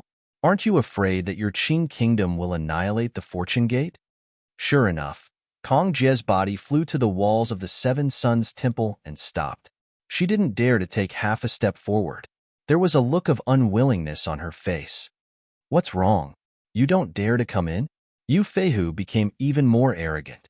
He laughed wildly and said, "Didn't you chase me for thousands of miles to take my life? Now that I'm standing in front of you, why don't you dare to move?" Confucian cultivators, O Confucian cultivators, you have stood tall in the hidden, immortal continent for countless years. My Taoist cultivators have been humiliated by you for countless years. Now, my Taoist sect is no longer the Taoist sect of the past. My Taoist sect can finally stand tall. Damn it! Kong Jie was enraged. She urged her body to charge into the Seven Suns Temple to capture Yu Feihu. When Yu Feihu saw Kong Jie flying out, he couldn't help but be stunned. He hurriedly jumped down the wall. At this moment, Kong Feng had already flown behind Kong Jie. Seeing Kong Jie acting rashly, Kong Feng turned pale with fright. He disregarded everything and rushed forward to block Kong Jie. He anxiously said, Kong Jie, what are you doing? Don't forget, this is the blood steel where the Taoist sect's Grand Ascension stage Taoist sect was established. It's not a place for small fries like us to barge in. Our lives are a small matter. If we provoke the fortune gate, what will happen to my Kong family and Qing Kingdom? Don't fall for this bastard's trick. Damn it! Kong Jie saw that Yu Feihu was about to jump off the wall, but when she saw Kong Feng blocking her, she arrogantly stood on the wall. However, Yu Feihu was tactful and didn't dare to provoke her anymore. Kong Jie couldn't help but curse. Taoist Shao is really, unfortunately, before Kong Jie could say anything else, Kong Feng was scared out of his wits. He covered Kong Jie's mouth and dragged her away. Ha! Yu Feihu looked at the two constables and laughed to his heart's content. He pointed at the two of them and said, You should know that the days of my Tao Gate's servile servants are over. Scram! While Yu Feihu was laughing, there was a sudden roar that sounded like a thunderclap. It scared Yu Feihu. At the same time, a huge force came from behind him. Before he could react, he was thrown off the wall by the huge force. Furthermore, at the same time that the huge force landed on his body, the FALE around him was already restricted. Scum of the Tao Gate. At the place where Yu Feihu was standing, an old man wearing a scholar's robe appeared. This old man's forehead was protruding, and his face looked very simple. His head of white hair was as neat as silver strands. Although it was blown by the wind, not a single strand of hair fluttered. Wasn't this the Copper Pillar Imperial Academy's Beigo Zhenming that Xiaohua had met at the Black Wind Ridge? However, time had not left its mark on the Seven Suns Shrine, but it had left its mark on his body. Many thanks, Senior. Kong Jie was overjoyed. She rushed over and captured Yu Feihu. Kong Feng hurriedly flew in front of Beigo Zhenming and bowed respectfully. Junior Kong Feng greets Senior. Senior, how dare you use your divine ability in the Seven Suns Shrine? If the Fortune Gate and Taoist Shao were to find out, I'm afraid a calamity will befall you. Beigo Zhenming stood in the air and waved his hand with a smile. You are too careful. Taoist Zhao's intention in setting up the blood steel was to establish the Tao Gate, not to protect these scum of the Tao Gate. Just like those rumors, no one dares to go to the Fortune Gate to verify them. These shameless scum use the rumors to absolve themselves of their crimes. In the end, Taoist Zhao's intention was covered up, and his kindness was distorted. So that's how it is. Hearing this, Kong Feng was enlightened. He looked at the blood steel in the Seven Suns Shrine and asked in a low voice, Senior, how do you know so much? Hee, this old man is Beigo Zhenming. Beigo Zhenming replied with a smile. When Taoist Shao set up the blood steel, this old man was the dean of the Copper Pillar Imperial Academy. I even fought with Taoist Shao. However, this old man is already old, and Taoist Shao is like the sun in the sky. This old man felt Taoist Zhao's glory back then, and because I was entrusted by someone, I opened a library near the Seven Suns Shrine and spent the rest of my life here. Oh, so it's Senior Beigo. This junior greets you. Kong Feng had never heard of Beigo Zhenming's name before, but he still hurried to greet him. At this time, Kong Jie had also captured the three scum of the Tao Gate and came over to greet Beigo Zhenming. The space looked at the blood steel and asked in a low voice, Can this junior enter the Seven Suns Shrine to pay respects to Taoist Zhao's blood steel? Of course. Beigo Zhenming smiled and said, Taoist Shao never said that the Seven Suns Shrine was a forbidden area for Confucian cultivators. Anyone can enter. Hearing this, Kong Jie moved her body and entered the Seven Suns Shrine. Kong Feng opened his mouth, then entered with a bitter smile on his face. The Tao Gate of the world has already declined. Today, the hidden immortal Tao Gate is opened. With me, Xiao Hua, in the world. How dare you let your disciples be bullied? Kong Jie looked at the blood steel in the Seven Suns Shrine and read it word by word. Finally, she said, Taoist Zhao's tone is really big. At this point, Kong Jie realized that she was being rude. She hurriedly rolled her eyes and said, Senior Bago, if Taoist Xiao said those words with the strength of a Taoist Mahayana realm, no one in the world would not bow down. Who would dare to say no? However, this junior heard that Taoist Xiao was only around the 5th grade of origin energy. His strength was not as profound as seniors. How could he dare to say such bold words? Beigo Jinming smiled and said, You are absolutely right. If Taoist Xiao said those words now, it would definitely be bold words. However, if he said those words back then, even this old man felt that it was somewhat arrogant. However, the situation that day was like this. Then, Beigo Jinming explained the situation. Kong Feng and Kong Jia were originally constables. After hearing this, they gnashed their teeth and said, The Jiang clan is really despicable. No wonder Taoist Xiao was so angry that he set up the blood steel. P.S. Thank you to the 2 new alliance leaders. I am a Daluo Golden Immortal and Mr. Xin Qing. Also, thank you to the other fellow Taoists who supported this book. I am a Daluo Golden Immortal, probably did not read to this point. I hope that by this point, you can leave a comment in the book review and comment section. Thank you. Fellow Taoists who like this book, please subscribe to it at Qidian, vote for it, give it a recommendation vote, collect it, and give it a tip. Thank you for all your support. Chapter 4665. That's right. Taoist Master Xiao didn't set up this blood steel to provoke us Confucian cultivators. It's a steel of justice for the human race. Beigua Zhiming nodded. Taoist Master Xiao wanted to let the Jiang family and the Copper Pillar State know that even if the Taoist sect declined, justice still exists. If Confucian cultivators ignore justice, they will also decline. Oh, Senior Beigua.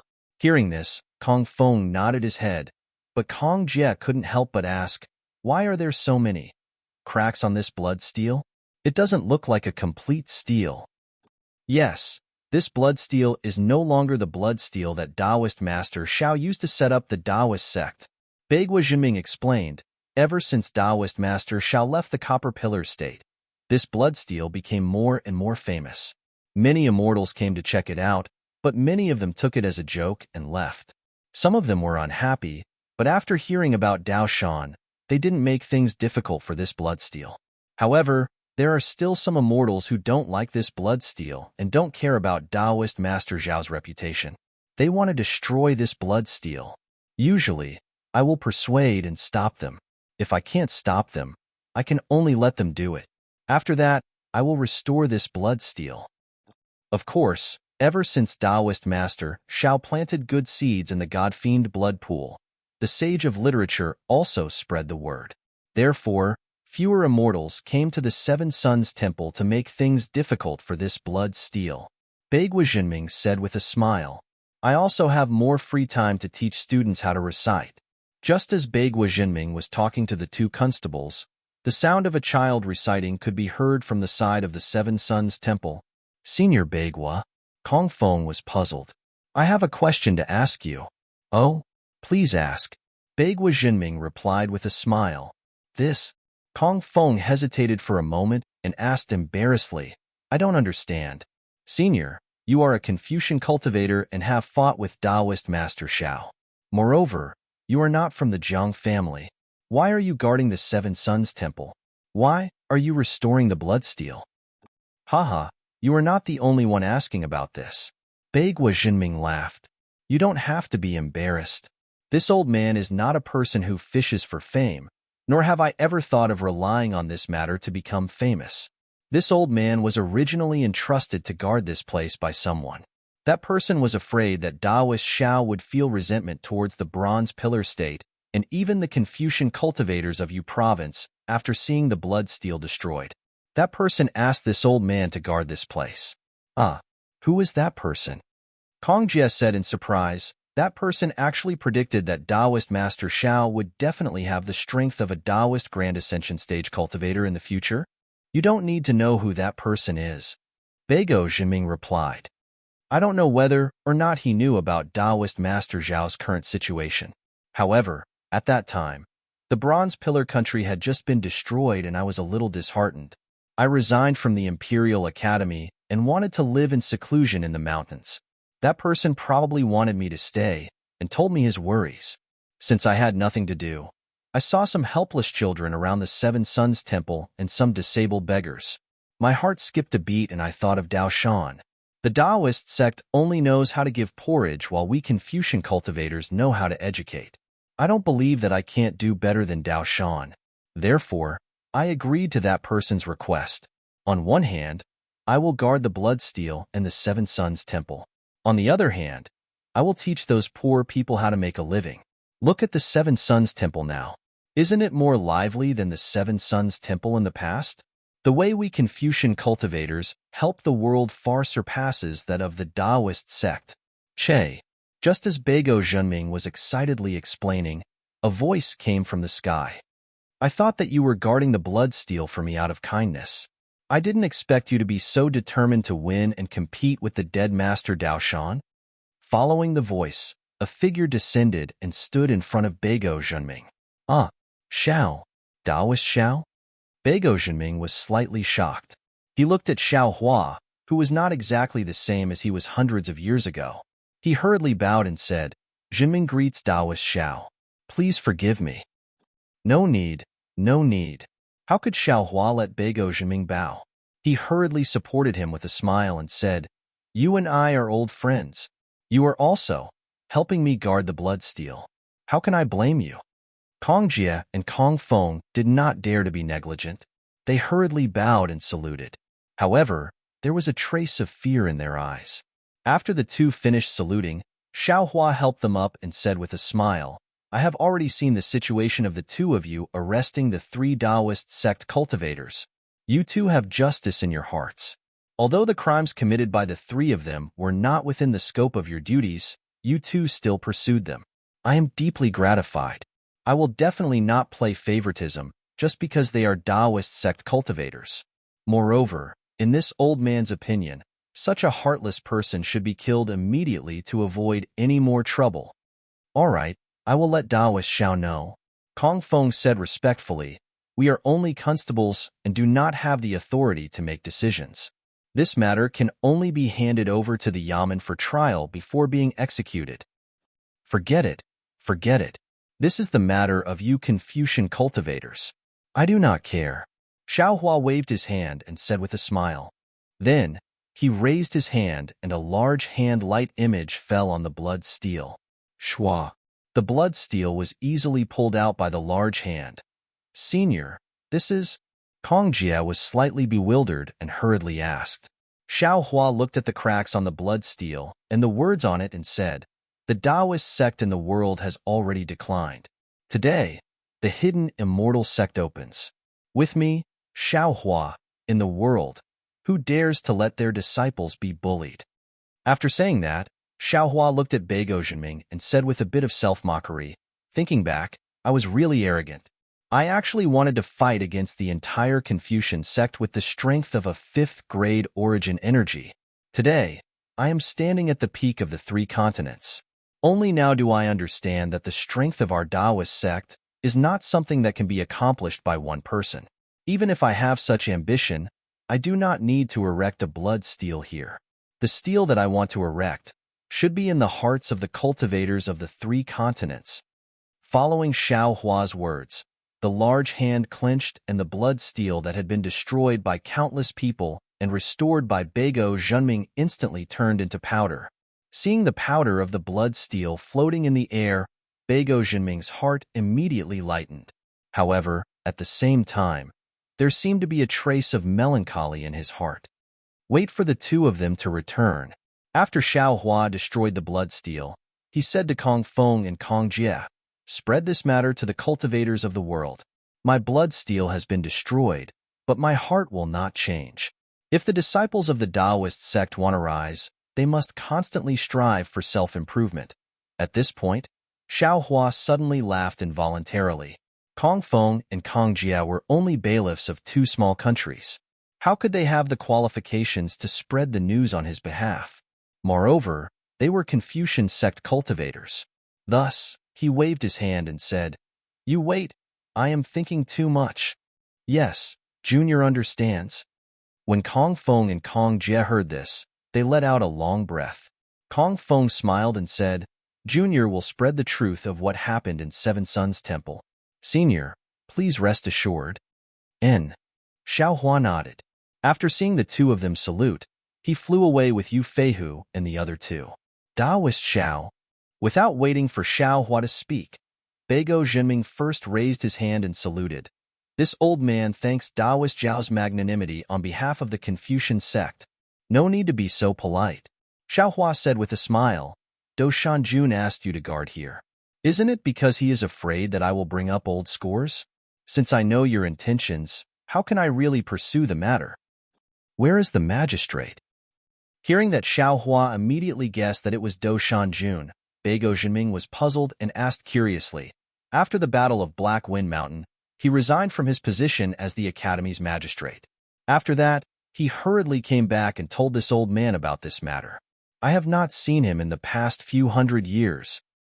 The magistrate is a hidden expert. Xiao Hua naturally would not tell the truth. He only vaguely said, "He has already returned to the place he should return to." "Oh, that's good, that's good."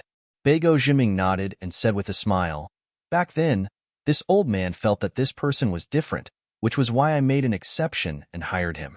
It seems like this old man's foresight is still not bad." "Of course," Xiao Hua echoed. "The magistrate is also someone this old man admires."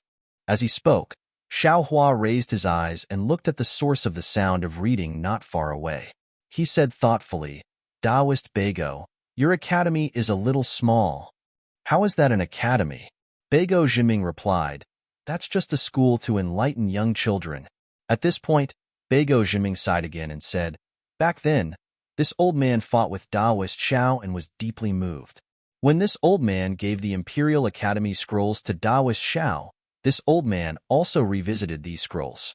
At that time, this old man suddenly realized that the true essence of Confucian cultivation is not to fight, but to help the world and educate people. Governing the world with etiquette and enlightening the souls of people with Confucianism is what this old man should do." "Oh?" Xiao Hua was a little surprised as he looked at Beigo Zhenming.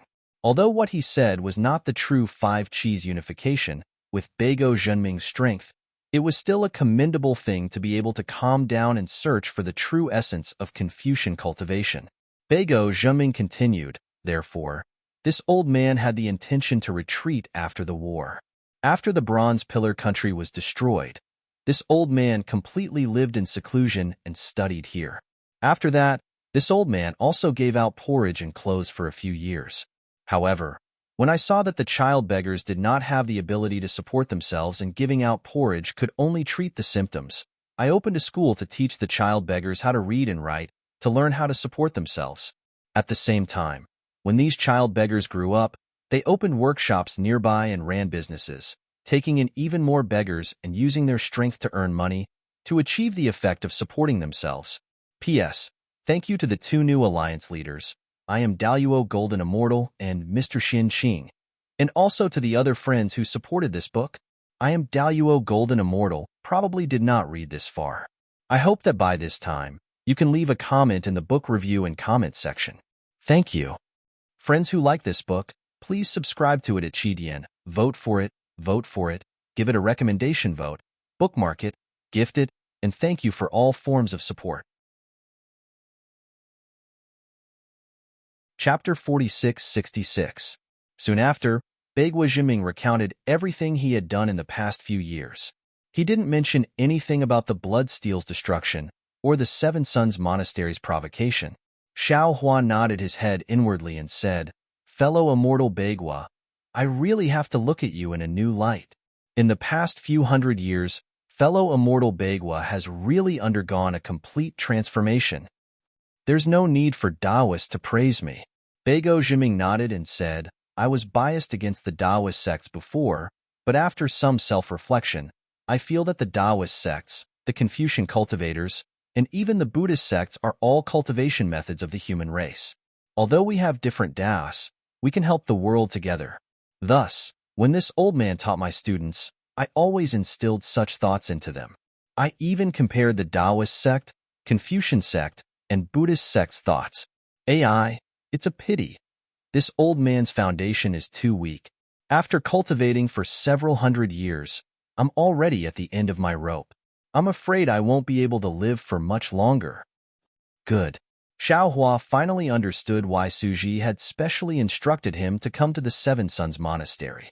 He clapped his hands and said, how could Dean not know about dying at dawn and dying at night? At this point, why would Dean still have any regrets? Haha, Beigua Jinming laughed and said, since Taoist Xiao is here, this old man's biggest knot in my heart has been untied.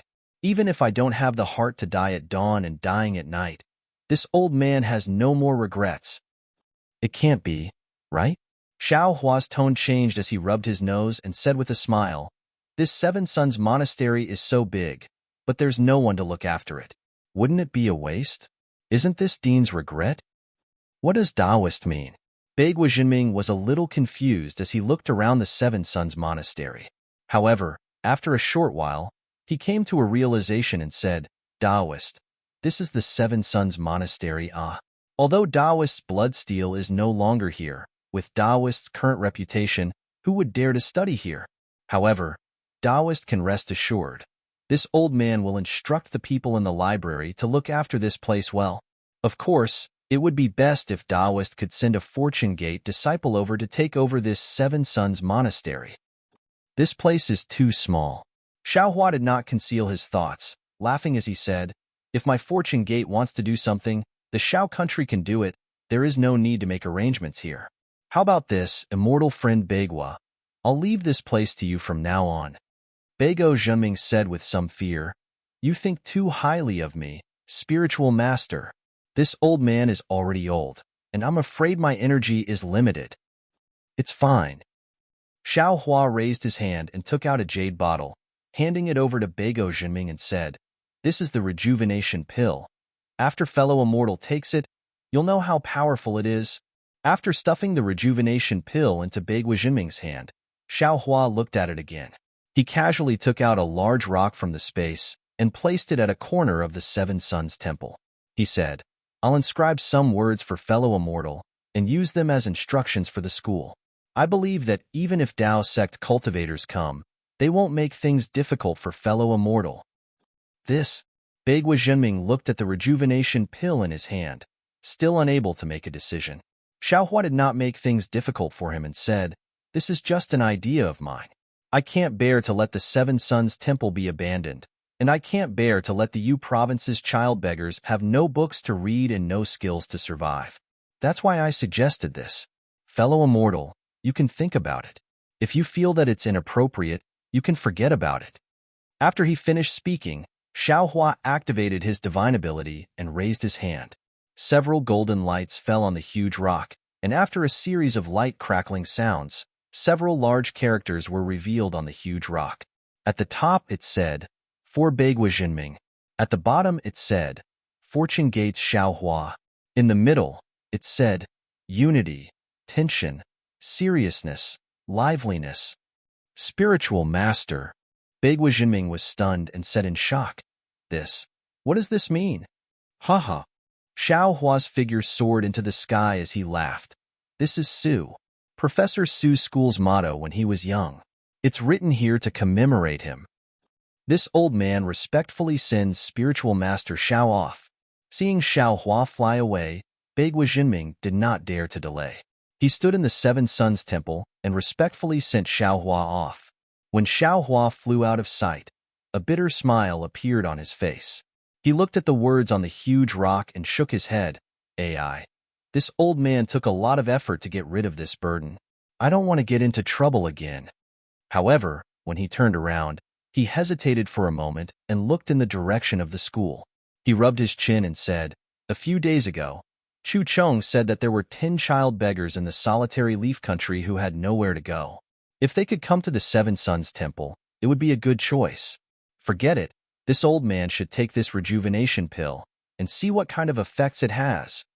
Immediately, Bagua Jinming sat on the ground and opened the jade bottle. He placed the rejuvenation pill refined by the lightning immortal into his mouth. When Xiao Hua flew out of the Seven Suns Temple, he felt relieved. He did not expect that the blood steel in the Seven Suns Temple would become a refuge for Taoist cultivators. If these Taoist cultivators were honest and upright, Xiao Hua would not mind leaving the blood steel behind. However, after looking at Yu Feihu, Xiao Hua knew that these Taoist cultivators would only come here to pay their respects. They would definitely not beg for protection. Moreover, the blood steel was just like Grandmaster Dao Shan's charity in the past. Although it could be seen as a good deed, it could not give people the ability to be self-sufficient. In the end, it would still be a declining Taoist sect. Moreover, the blood steel was not enough to support the Taoist sect's rise.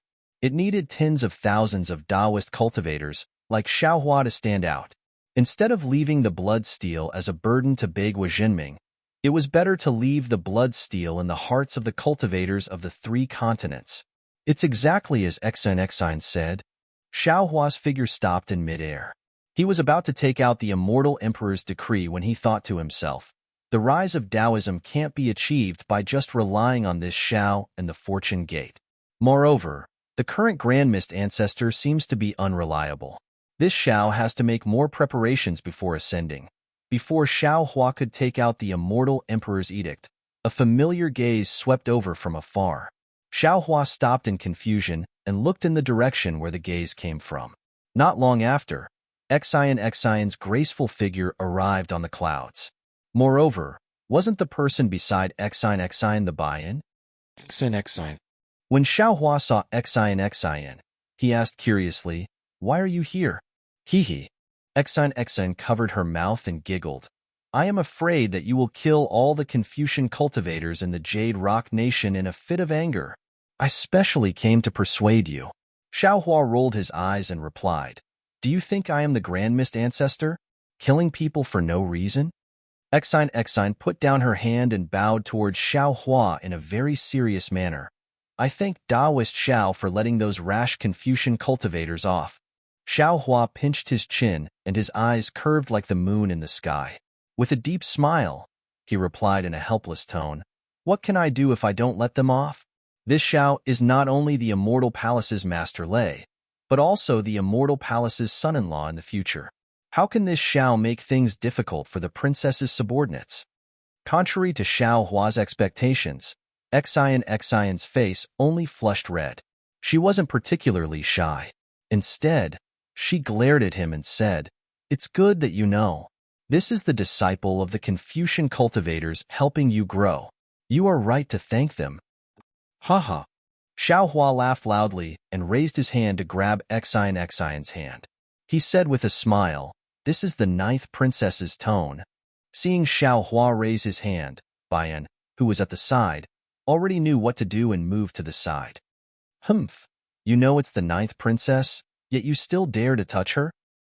Exine glanced at Bai, and from the corner of his eyes. When she had already dodged, he pursed his lips and pinched Xiao Hua's hand. Although he said that, he didn't pull his hand out. "What are you doing here? Are you really afraid that I will lose my temper?" Xiao Hua held Exine's hand and asked again. "On one hand, yes." Exine nodded. "Your blood steel was destroyed by others. I was really afraid that you would be angry. After all, this is your face. Presumably, when the news of you reaching the Mahayana realm spread, those who destroyed the blood steel would be scared out of their wits. They would be afraid that you would come to their door. The so-called face is the respect from the hearts of others." Xiao Hua said with a smile, "If you do well, you will naturally have face. How can a hypocritical flattery be considered face? That's your own idea. You have your own dignity, so you don't need to care about face." Exine said with a smile, "But ordinary people live by face. I have destroyed the blood steel myself." Xiao Hua told the story. "You can announce this to the world and let those cultivators rest assured. That's strange. Hearing this, Xian said with some surprise, Xiaohua, you suddenly thought of coming to Seven Suns Temple?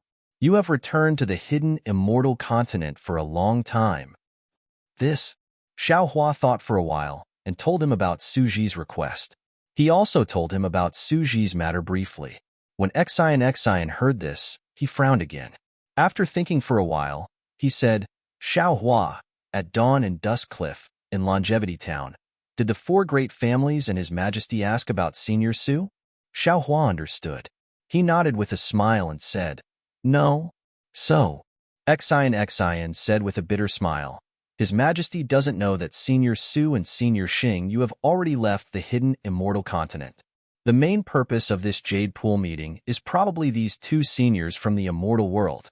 It is also because His Majesty knows about the existence of these two immortals that he didn't take the plague of strange insects seriously.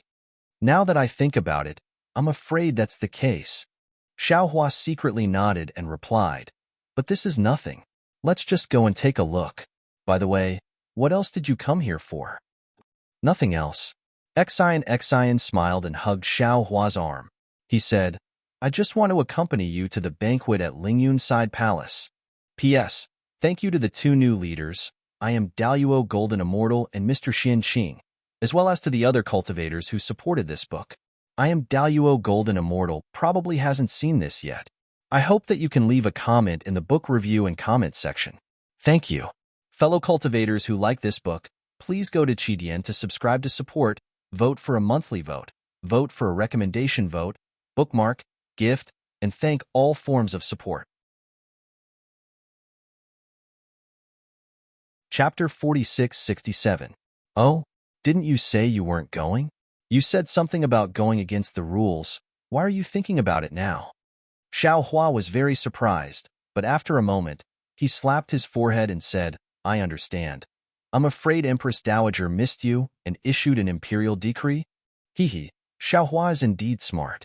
Xian's other white finger tapped Xiaohua's forehead and laughed. That's great. Xiaohua said with a smile. With you accompanying me, I won't be afraid of getting lost. That's true. Hearing this, Xian also looked at Xiaohua strangely. I've never seen a supreme being cultivator who could lose himself. You didn't before, but you do now. Xiaohua replied with a smile, then turned around and asked Bayan, when did you return? Xiaohua's question was extremely meaningless.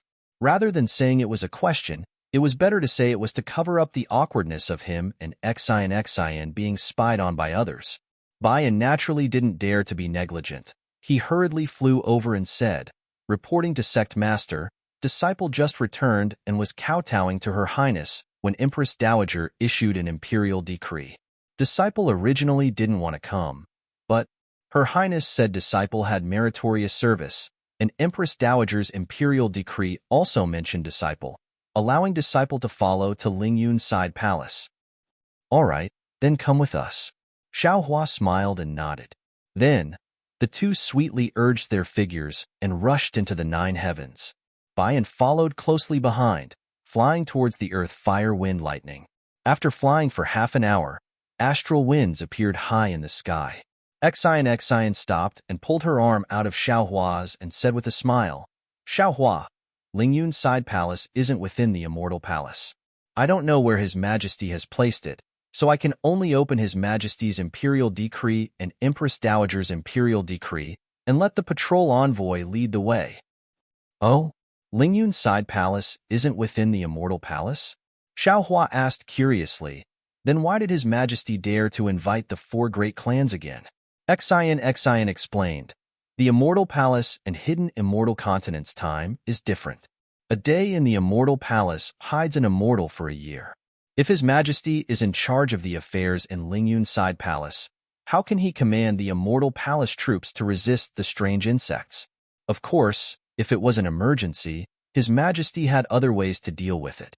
However, there was no need to be so anxious this time. His Majesty might have used the celestial imperial artifact of the Heavenly Court to set up the Lingyun Side Palace outside the Immortal Palace. As long as the Immortal Imperial equipment is not too far away from the Immortal Palace, His Majesty's golden throne can still be activated. So that's how it is. Xiaohua nodded. The immortal palace really has a lot of secrets. If you hadn't told me, I really wouldn't have known. Your fortune gate has a lot of secrets, ah. The corners of Xian's mouth curled up, and she said with a smile, I've heard that there are stories about the 10 elders of the sect. I've been counting them, but I still don't know who they are. Do you want to know? Xiaohua rolled his eyes and said eloquently, If you want to know, just say it. If you don't say it, how would I know you want to know? Although you look at me with sincerity, you still have to tell me what you want to know. Do you really want to know? Then let me tell you. Do you really want to know? Don't tell me you really want to know. Exine was stunned when she heard this, and then she laughed until she swayed back and forth. When tears came out of her eyes, she only said one word, no. Beside her, Bayan also laughed when she heard this, but she didn't dare to be rude like Exine. She covered her mouth and stomach, holding it in really hard. All right, since you don't want to know, then I don't need to tell you.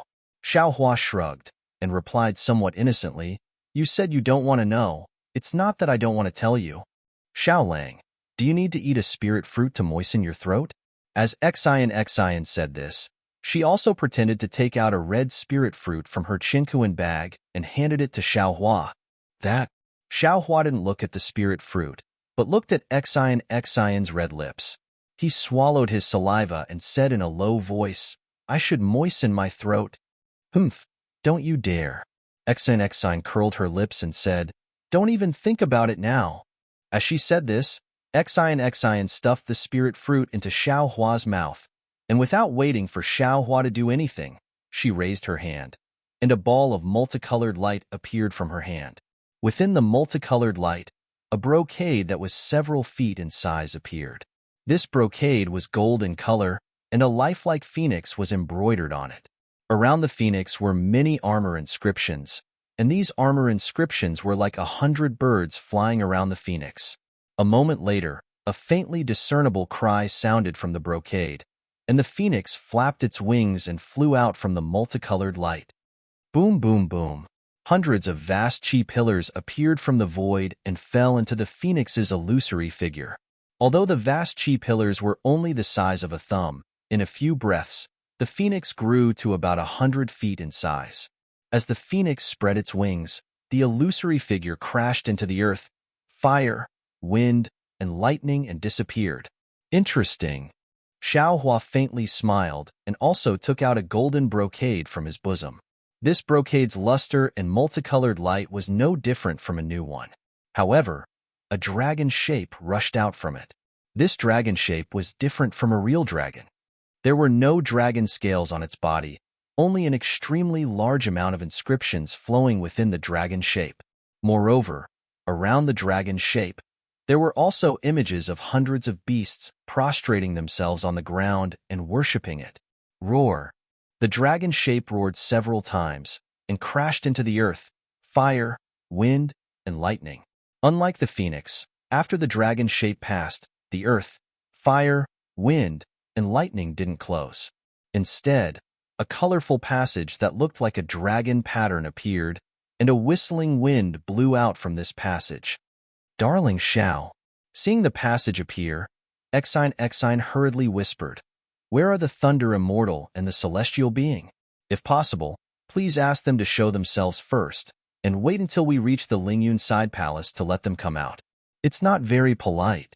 Moreover, it's not very respectful to them. You're right, we should do that. Xiaohua nodded in agreement and took out the Kunlun mirror. Under the light, Thunder Immortal and the Celestial Being flew out, and after greeting Exine, they stood in mid-air. Oh right. Thunder Immortal looked at Exine and asked, Princess Exine, I have a question to ask. Immortal, please ask. Exine hurriedly asked, Is the Jade Pool in the Lingyun Side Palace? Thunder Immortal asked, I know that we are going to the Lingyun Side Palace, but I didn't know that we have to participate in the Jade Pool gathering, so I asked. Oh, it's like this.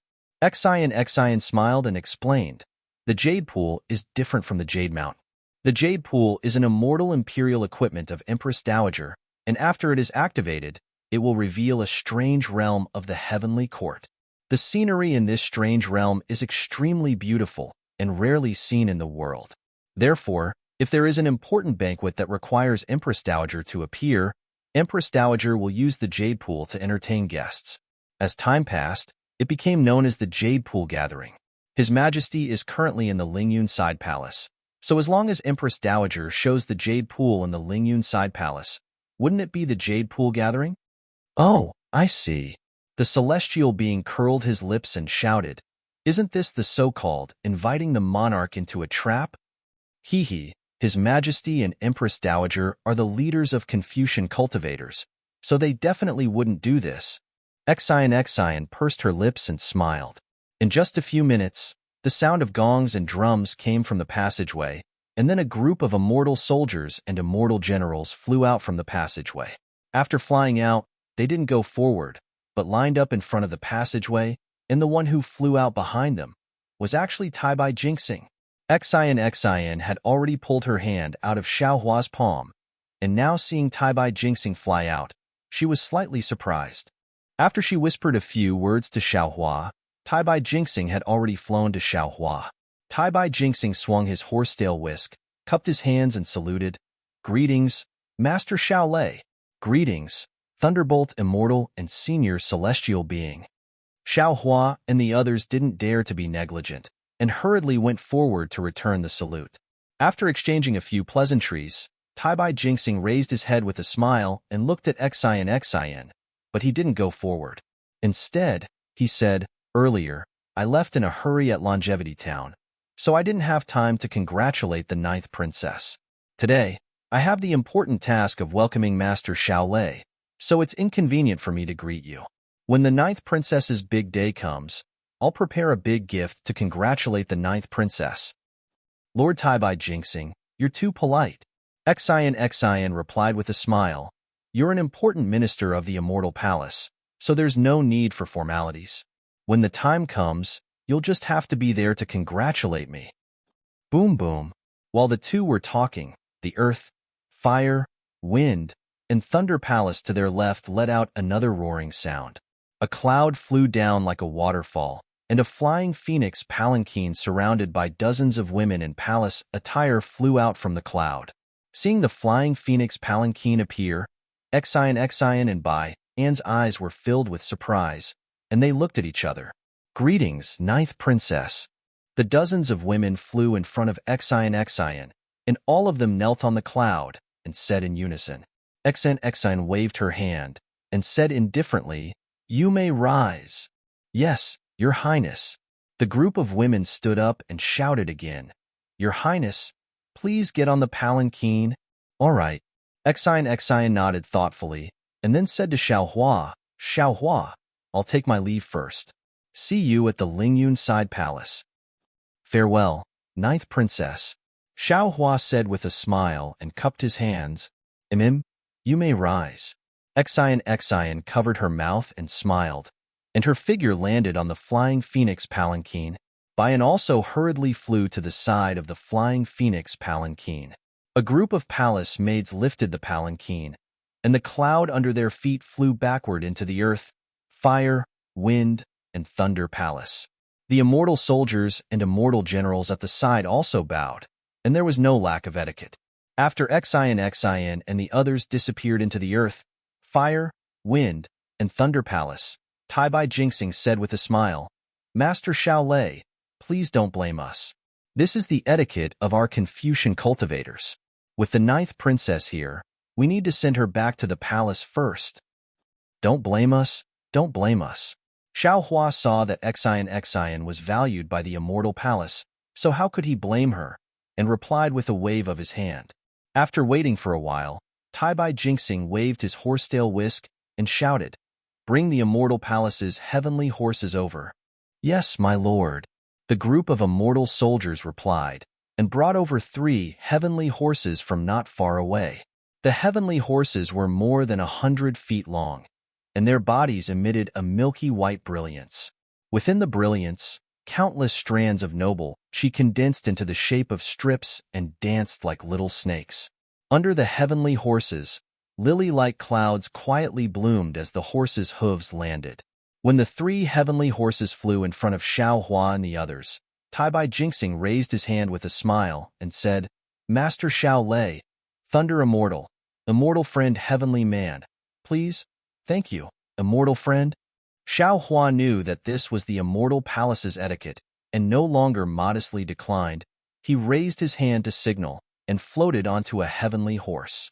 Soon after, Thunder Immortal and Heavenly Man also each landed on a heavenly horse. Returned to the Lingyun side palace, Taibai Jinxing stepped on a cloud and flew to the side of Xiao Hua and the others and ordered, "Yes, my lord." Following the group of immortal soldiers and immortal generals' reply, everyone urged their figures to enter the passage. When the last immortal soldier's figure disappeared, the entire passage slowly shrunk and disappeared in a moment. The passage with dragon patterns seemed to be very long. Xiao Hua rode on the heavenly horse and looked at the layers of earth, fire, wind, and lightning rushing behind him like flowing water, and couldn't help but be somewhat stunned. After a full meal's worth of time, layers of multicolored light appeared in front of the passage, and it was obvious that they had already reached the end. Xiao Hua looked at Taibai Jinxing and said in a low voice, "Immortal friend, previously when I took out His Majesty's Imperial Edict, it seemed that in less than half a cup of tea's time, Immortal Friend appeared. Could it be that Immortal Friend didn't come from the Lingyun side palace?" Taibai Jinxing said with a smile, "Of course. Master Xiao Hua is the distinguished guest of this Jade Pool meeting. This old man has already been waiting in the nearby earth, fire, wind, and lightning. I'll have to trouble you, immortal friend." Xiao Hua somewhat bitterly smiled and cupped his hands. "It's nothing. This old man's mission this time is to invite Master Xiao Hua to the Lingyun side palace. Waiting for a moment is really nothing." Taibai Jinxing didn't hide his attitude and reminded, "I only hope that Master Xiao Hua can place the stability of the world as the most important thing and make a good choice. Rest assured, immortal friend." Xiao Hua understood Taibai Jinxing's meaning and replied, "Perhaps His Majesty is wrong in many ways, but if he thinks about the common people of the world, this Xiao won't oppose him. Then this old man can rest assured." Taibai Jinxing smiled and nodded. As the heavenly horse flew out of the passage, Xiao Hua's eyes unconsciously lit up. He saw that this was a huge space, and when he scanned it with his divine sense, he actually couldn't see the end of it. The entire space was surrounded by a starry sky, and in the center of the space, there was a huge palace towering majestically. At this moment, the style of this palace wasn't very clear, and Xiao Hua could only see that around the palace, there were millions of vast chi pillars rushing in from the starry sky, entering the space. When these vast chi neared the palace, they turned into multicolored clouds, and these clouds condensed together, and like a huge dragon, they rushed into the palace with a roar. That huge palace emitted a glaring brilliance, illuminating the entire space. Along with the brilliance filling the entire space, there was also a mighty and surging aura. Everyone who entered the space couldn't help but have a kind of longing in their heart and even a kind of desire to worship. His Majesty is really generous. Xiao Hua looked at the palace, then retracted his gaze, and said to Taibai Jinxing. Taibai Jinxing slightly smiled and replied, "This Jade Pool meeting is the gathering of the supreme experts of the 3 continents. Thunder Temple, Great Sage Hall, and Dragon Island are all present. How could His Majesty be negligent?" "Oh, Dragon Island is also coming to the Dragon Clan? Is it the Great Elder, or the Second Elder?" Xiao Hua asked with a little surprise. Taibai Jinxing thought for a moment, then replied, "This old man doesn't dare to make wild guesses. Previously, the Great Elder came, and the Second Elder also came." Xiao Hua knew that Taibai Jinxing had been waiting in the Earth Fire Wind Lightning Palace all along, and presumably, he didn't know who would come to the Immortal Palace, so he didn't ask anymore. The Pegasus flew for another half a cup of tea's time, and that huge palace was finally near. Only now did Xiao Hua see it clearly.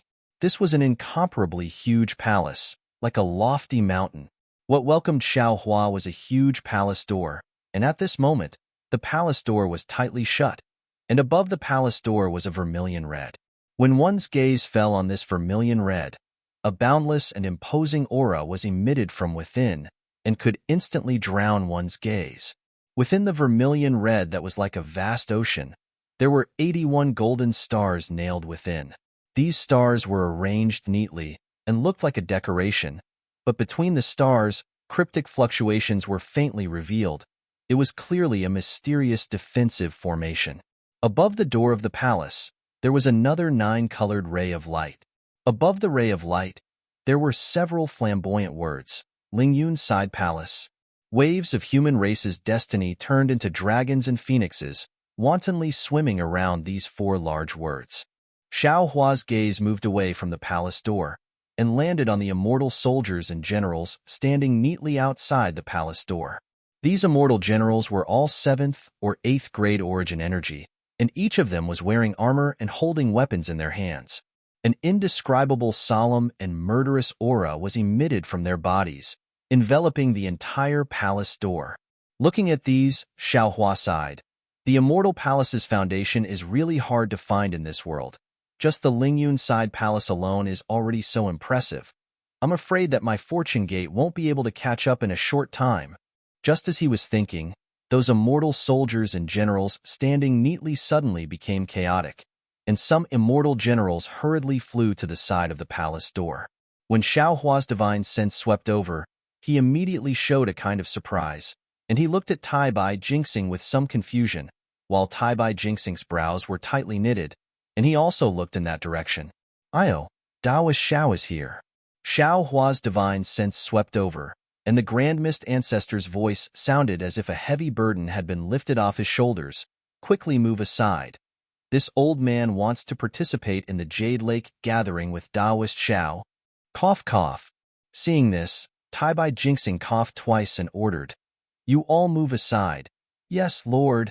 The group of immortal soldiers holding weapons surrounding the Grand Mist Ancestor all moved aside, but they still surrounded the Grand Mist Ancestor with caution. Seeing that the immortal soldiers and generals had moved aside, the Grand Mist Ancestor sneered several times and flew in front of Xiao Hua with Anya Zi and Daoist Rider Crane. He raised his hand and saluted, "Daoist Xiao, this time, the alien insects are very powerful." This old man also burned with anxiety when I received the news and wanted to come up with a plan for the survival of the human race in the 3 mainlands. But when this old man heard that the Immortal Palace was holding the Jade Lake gathering here, they didn't invite this old man. Although this old man's sky-bearing palace has just been built, it is still a part of the Dao Gate strength. So this old man chased here, wanting to work together with Daoist Xiao for the sake of the Dao Gate. However, the Immortal Palace bullied the Dao Gate's weak strength, and actually didn't allow this old man to enter the Ling Yunside Palace. Daoist Xiao, this old man's heart can be seen by the heaven and earth. You must make the decision for the Dao Gate. Looking at the Grand Mist Ancestor's serious appearance, Xiao Hua sneered in his heart. Although he didn't like to fight and scheme, he also didn't like to be used as a stepping stone by others. After patiently waiting for the Grand Mist Ancestor to finish speaking, he indifferently replied, "Fellow Taoist Grand Mist, the Jade Lake Gathering is a banquet organized by Immortal Emperor Go Chun. Who he invites and who he doesn't invite, this Xiao can't decide. Moreover, whether or not to participate in the Jade Lake Gathering, whether or not you have the strength to fight the alien insects, it has nothing to do with your own strength, whether you look down on the Dao Gate or not." Without waiting for Xiao Hua to finish speaking, the Grand Mist Ancestor said with a surprised expression, Are you Taoist Xiao? Could it be that you've forgotten? You once erected a blood stele in the Seven Suns Temple. The world's Dao Gate is declining early. The hidden immortal Dao Gate is opening today. With me, Xiao Hua, in this world, who dares to bully and humiliate disciples. These words are known to all Dao Gate cultivators. Did you forget Daoist Xiao's order? Hearing these words, Xiao Hua's expression became even colder. He indifferently replied, "This Xiao naturally remembers the words that this Xiao said. However, this Xiao has already destroyed the blood stele. This Xiao Hua wants to carve these words into the hearts of every cultivator." You. The Grand Mist Ancestor was truly shocked. He didn't expect Xiao Hua to actually destroy the blood stele. He was speechless for a moment.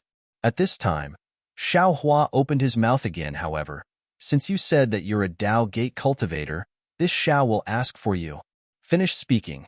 Xiao Hua turned his head and asked Taibai Jinxing, fellow Taoist, I wonder if His Majesty has any special criteria for inviting people? After all, fellow Taoist Grand Mist is also a member of our Dao Gate. He's willing to cooperate with the Immortal Palace to fight against the strange insects. His Majesty shouldn't reject him, right? Taibai Jinxing was slightly stunned. Then, as if he thought of something, a smile appeared on his face. He said, Master Xiao Lei, His Majesty invited Empress to hold the Jade Pool meeting in the Lingyun Side Hall this time. It's naturally different from before, because this time, the main focus is to fight against the strange insects, the divine ability of an ordinary cultivator, in front of the billions of strange insects, is already insignificant. Therefore, this old servant heard from His Majesty that the people invited by His Majesty not only have to be the top experts of the 3 continents, but also supreme experts. In other words, the supreme experts of various sects. The so-called supremacy of a supreme being referred to an expert who was respected by the masses. In other words, the experts of the top forces in the 3 continents and 4 seas. As for the various sects, naturally, they are the Confucian cultivators, Buddhist sect, Dao Gate, Demon race, and Dragon race.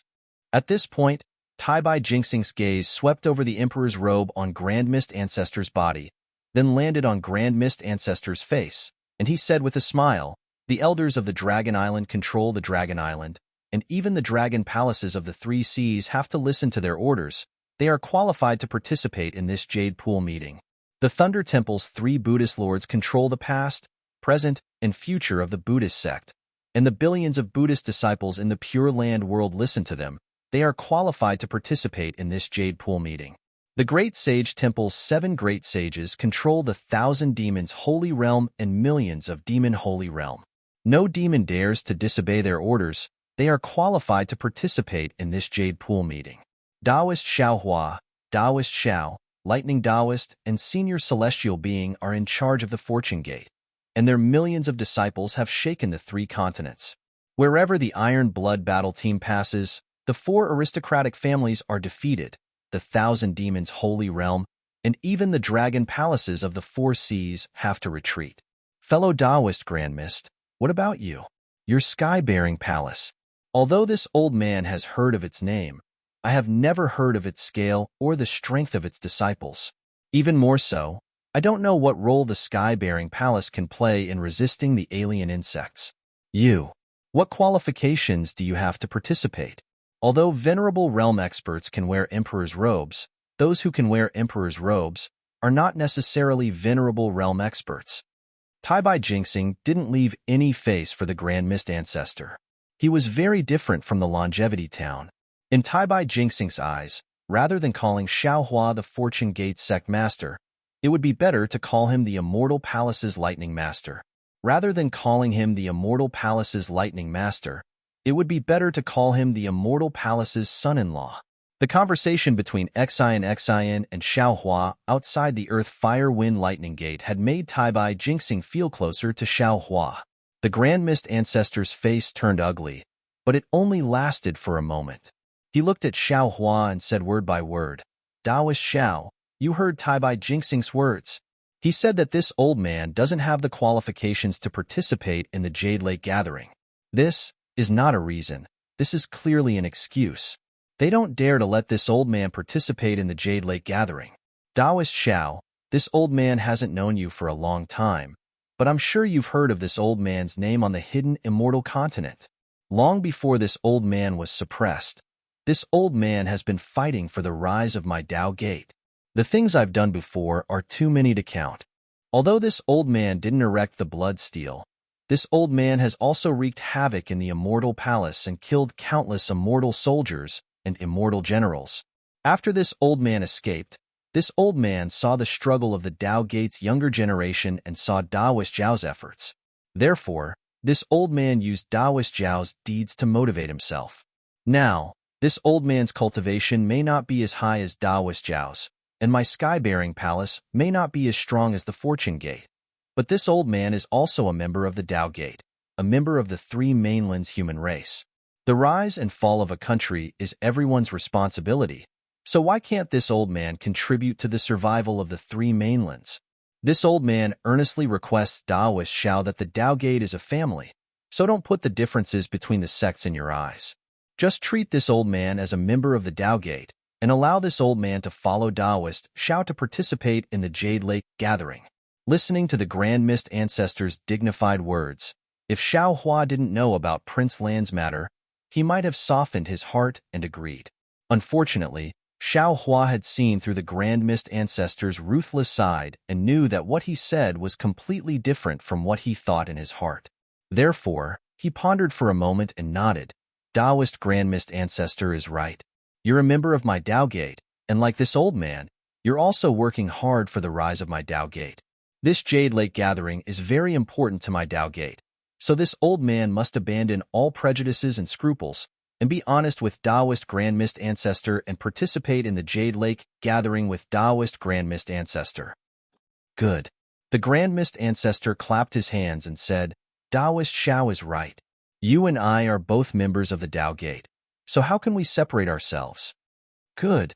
Xiao Hua clapped his hands and said, since Taoist Grand Mist Ancestor agrees with this old man, then, Taoist Grand Mist Ancestor, please tell this old man where the Sky-Bearing Hall is, how many disciples there are in the Sky-Bearing Hall, and how many experts like Taoist Rider Crane and Inyezi there are. Don't worry, this old man will definitely not tell a single word to the Immortal Palace. Ah? The Grand Mist Ancestor was originally happy, but when he heard Xiao Hua's words, he was stunned. Xiao Hua ignored the Grand Mist Ancestor and turned to Taibai Jinxing, Taoist friend, you must have information about my fortune gate, right? A smile appeared on Taibai Jinxing's face as he nodded and said, of course, the fortune gate is like the sun in the sky. How can my immortal palace not have information about the fortune gate? As he said that, Taibai Jinxing took out a jade eye ring and handed it over to Xiao Hua. After Xiao Hua received the jade eye ring, he activated the eye clear technique and passed it to the Grand Mist Ancestor, saying, this is all the information about my fortune gate. Please keep it well. The Grand Mist Ancestor was flustered and exasperated. He had Prince Lan as his spy, so he knew more than the Immortal Palace. How could he put Taibai Jinxing's jade eye ring in his eyes? Moreover, he also knew that once he accepted this jade eyes, which was even more useless than a chicken rib, he would have to tell Xiao Hua everything about the Sky-Bearing Palace Hall. Of course, he could hide it, but if he hid too much, Xiao Hua was not a fool. How could he believe him? Seeing that the Grand Mist Ancestor did not accept the jade eye ring, Xiao Hua raised his eyebrows and asked in confusion, What's going on? Taoist Grand Mist Ancestor, didn't you say that you wanted to be honest with me? This is information about my fortune gate. Does Taoist friend not need it? The Grand Mist Ancestor remained silent, and Taoist Rider Crane couldn't help but ask, Taoist Shao, what do you mean by this? Could it be that you don't trust my Sky-Bearing Hall? Shut up. Before Xiao Hua could say anything, the lightning Taoist roared, Who do you think you are? Is there a place for you to speak? My sect master gave all the information about the fortune gate to your Sky-Bearing Hall because he doesn't trust you? First Elder Sect Master? Not to mention Taoist Rider Crane, even Taibai Jinxing was stunned. Even Grand Mist Ancestor was shocked. His heart, which had been struggling to make a decision, finally made a decision. Besides, who the hell do you think you are? I've never seen you before, so why should I trust you? The Lightning Taoist didn't give Taoist Rider Crane any face, and he sneered, If you want my fortune gate to protect you, you can join my fortune gate. Using a dog fart Sky-Bearing Hall to fool people, do you think I'm a fool? Hee hee. The Grand Mist Ancestor chuckled, and he looked at the Lightning Taoist and asked, If Taoist Shao is the fortune gate's sect master, then I presume the Lightning Taoist is the second sect master? What's wrong? I'm the second sect master. With my strength, can I be the second sect master? The Lightning Taoist glanced at the Grand Mist Ancestor and replied arrogantly. Hearing the Lightning Taoist's words, the Grand Mist Ancestor sneered in his heart. He already understood why Xiao Hua called himself the sect master. Wasn't he trying to unify the three mainlands? The Grand Mist Ancestor had carefully studied Xiao Hua's actions, and he had come to a conclusion. Xiao Hua was a rare Tao sect cultivator, but he was definitely not a qualified Dao sect leader. Not to mention that he was indecisive and didn't know how to win over people's hearts. Just the fact that he couldn't kill decisively meant that he couldn't be compared to him. The Longevity Town. Rather than saying that the Grand Mist Ancestor was using Xiao Hua's indecisiveness to barge into the three mainland's supreme experts, it was more accurate to say that he was taking a risk to test Xiao Hua. The Grand Mist Ancestor knew that if he was in Xiao Hua's shoes, he definitely wouldn't allow two Dao Gates voices to exist in the Longevity Town. But the result was exactly the same as the Grand Mist Ancestor's expectations. Xiao Hua had indeed allowed him to speak, and he had even allowed him to say a lot of things that were disgraceful to Xiao Hua. The most important thing was that Xiao Hua didn't make a move against him. As for the Jade Lakes gathering, the Grand Mist Ancestor understood it better than Xiao Hua. This was the best opportunity for him and his sky-bearing hall to stand out. He didn't receive the Immortal Palace's invitation, so he didn't have the opportunity to participate.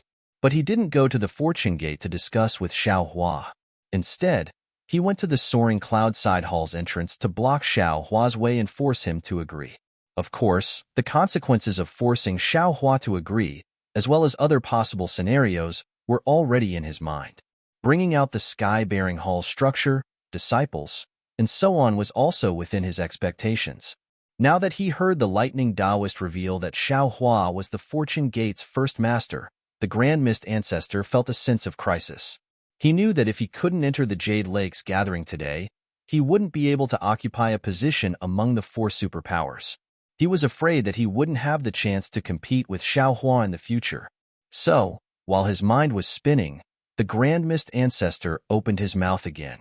He looked at the celestial being and laughed. So, fellow celestial being is the third master? What does it have to do with you whether I am the third master or the eighth master? The celestial being coldly replied, completely ignoring the Grand Mist Ancestor. Hee. The Grand Mist Ancestor didn't take the celestial being's eighth master seriously. He laughed and received Xiao Hua's Jade Eye. Then, he took out a Jade Eye and handed it to Xiao Hua. Taoist Xiao, this is something this old man specially prepared for Taoist. Taoist will know when he sees it. Oh, is that so? Xiao Hua raised his eyebrows and laughed. People often say that a wise man submits to circumstances. Fellow Taoist Grand Mist is indeed an ambitious and ruthless person. How could the Grand Mist Ancestor not understand Xiao Hua's sarcasm? However, this sarcasm was too far away from his grand plan. How could he care about it? Xiao Hua took the Jade Eye and looked at it. His expression changed slightly, and then he looked at the Grand Mist Ancestor from head to toe. He said indifferently, this Xiao really didn't expect fellow Taoists to have such great strength. If that's the case, can the Fortune Gate and Sky-Bearing Palace form an alliance? The Grand Mist Ancestor raised his hand and looked at Xiao Hua with a smile. He had taken out his biggest trump card, and he didn't think that Xiao Hua would refuse. Alliance? Who knew that Xiao Hua looked at the Grand Mist Ancestor's hand in a daze and asked curiously, you and I are both from the same sect, and we are brothers. Has fellow Taoist ever seen brothers form an alliance? The Grand Mist Ancestor was extremely embarrassed, and he didn't know how to answer. The three continents are so big, and there are only two sects, the Fortune Gate and the Sky-Bearing Palace. There is no need to form an alliance. Xiao Hua laughed and said, what this Xiao means is, since fellow Taoist wants to participate in the Jade Lake meeting, does fellow Taoist want to join under the Fortune Gate, or participate under the Sky-Bearing Palace's name?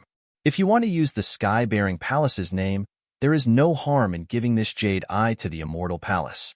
Various forces are needed to resist the alien insects, and I think the Immortal Emperor will definitely want the Sky-Bearing Palace to become a force and ally with the Immortal Palace to resist the foreign enemies. F***CK, who said that this Xiao Hua is too honest and doesn't know how to be flexible? The Grand Mist Ancestor gritted his teeth so hard that his teeth were about to shatter. This bastard just looked at the jade pupils and threw his words to the side. He even wants to pull this old man's sky-bearing hall to his Fortune Gate. His appetite is really big. Isn't he afraid of dying from overeating? Humph, this old man won't let you have your way. This old man would rather ally with the Immortal Palace than to join the Fortune Gate. At this time, the Grand Mist Ancestor seemed to have forgotten that he was the one who said to Xiao Hua that all the sects under the heavens were one family. Of course, the Grand Mist Ancestor couldn't reveal his thoughts. After pondering for a while, he said in a dignified tone, Taoist Xiao is right. The Fortune Gate already has 3 masters, and even if this old man goes to the Fortune Gate, this old man won't be able to help much. This old man's sky-bearing palace should participate in the Jade Lake meeting as an independent sect. Since fellow Taoist has made a decision, then it's easy to handle. Xiao Hua smiled faintly when he saw the Grand Mist Ancestor's hand reaching into his chest as if he was about to take out another Jade Eye. Xiao Hua raised his hand and passed the Jade Eye to Taibai Jinxing as he said, It's not good for this Xiao to take out the sky-bearing palace's Jade Eye again. Why don't you pass it to the Immortal Palace? Seeing that Xiao Hua had casually tossed the Jade Eye Pearl to Taibai Jinxing as if he was tossing a blade of grass, the Grand Mist Ancestor felt even more embarrassed and angry. His hand, which was in his bosom, froze in place, feeling extremely awkward. He looked at Taibai Jinxing again and took the Jade Eye. His clear eyes swept over it, and he exclaimed, What a big sky-bearing palace ah! This old man really didn't expect that fellow Taoist Grand Mist would be so generous under the eyes of my immortal palace. This old man has really learned a lot. Hearing Taibai Jinxing's exaggerated tone, how could the Grand Mist Ancestor not know that there was a hidden meaning in his words?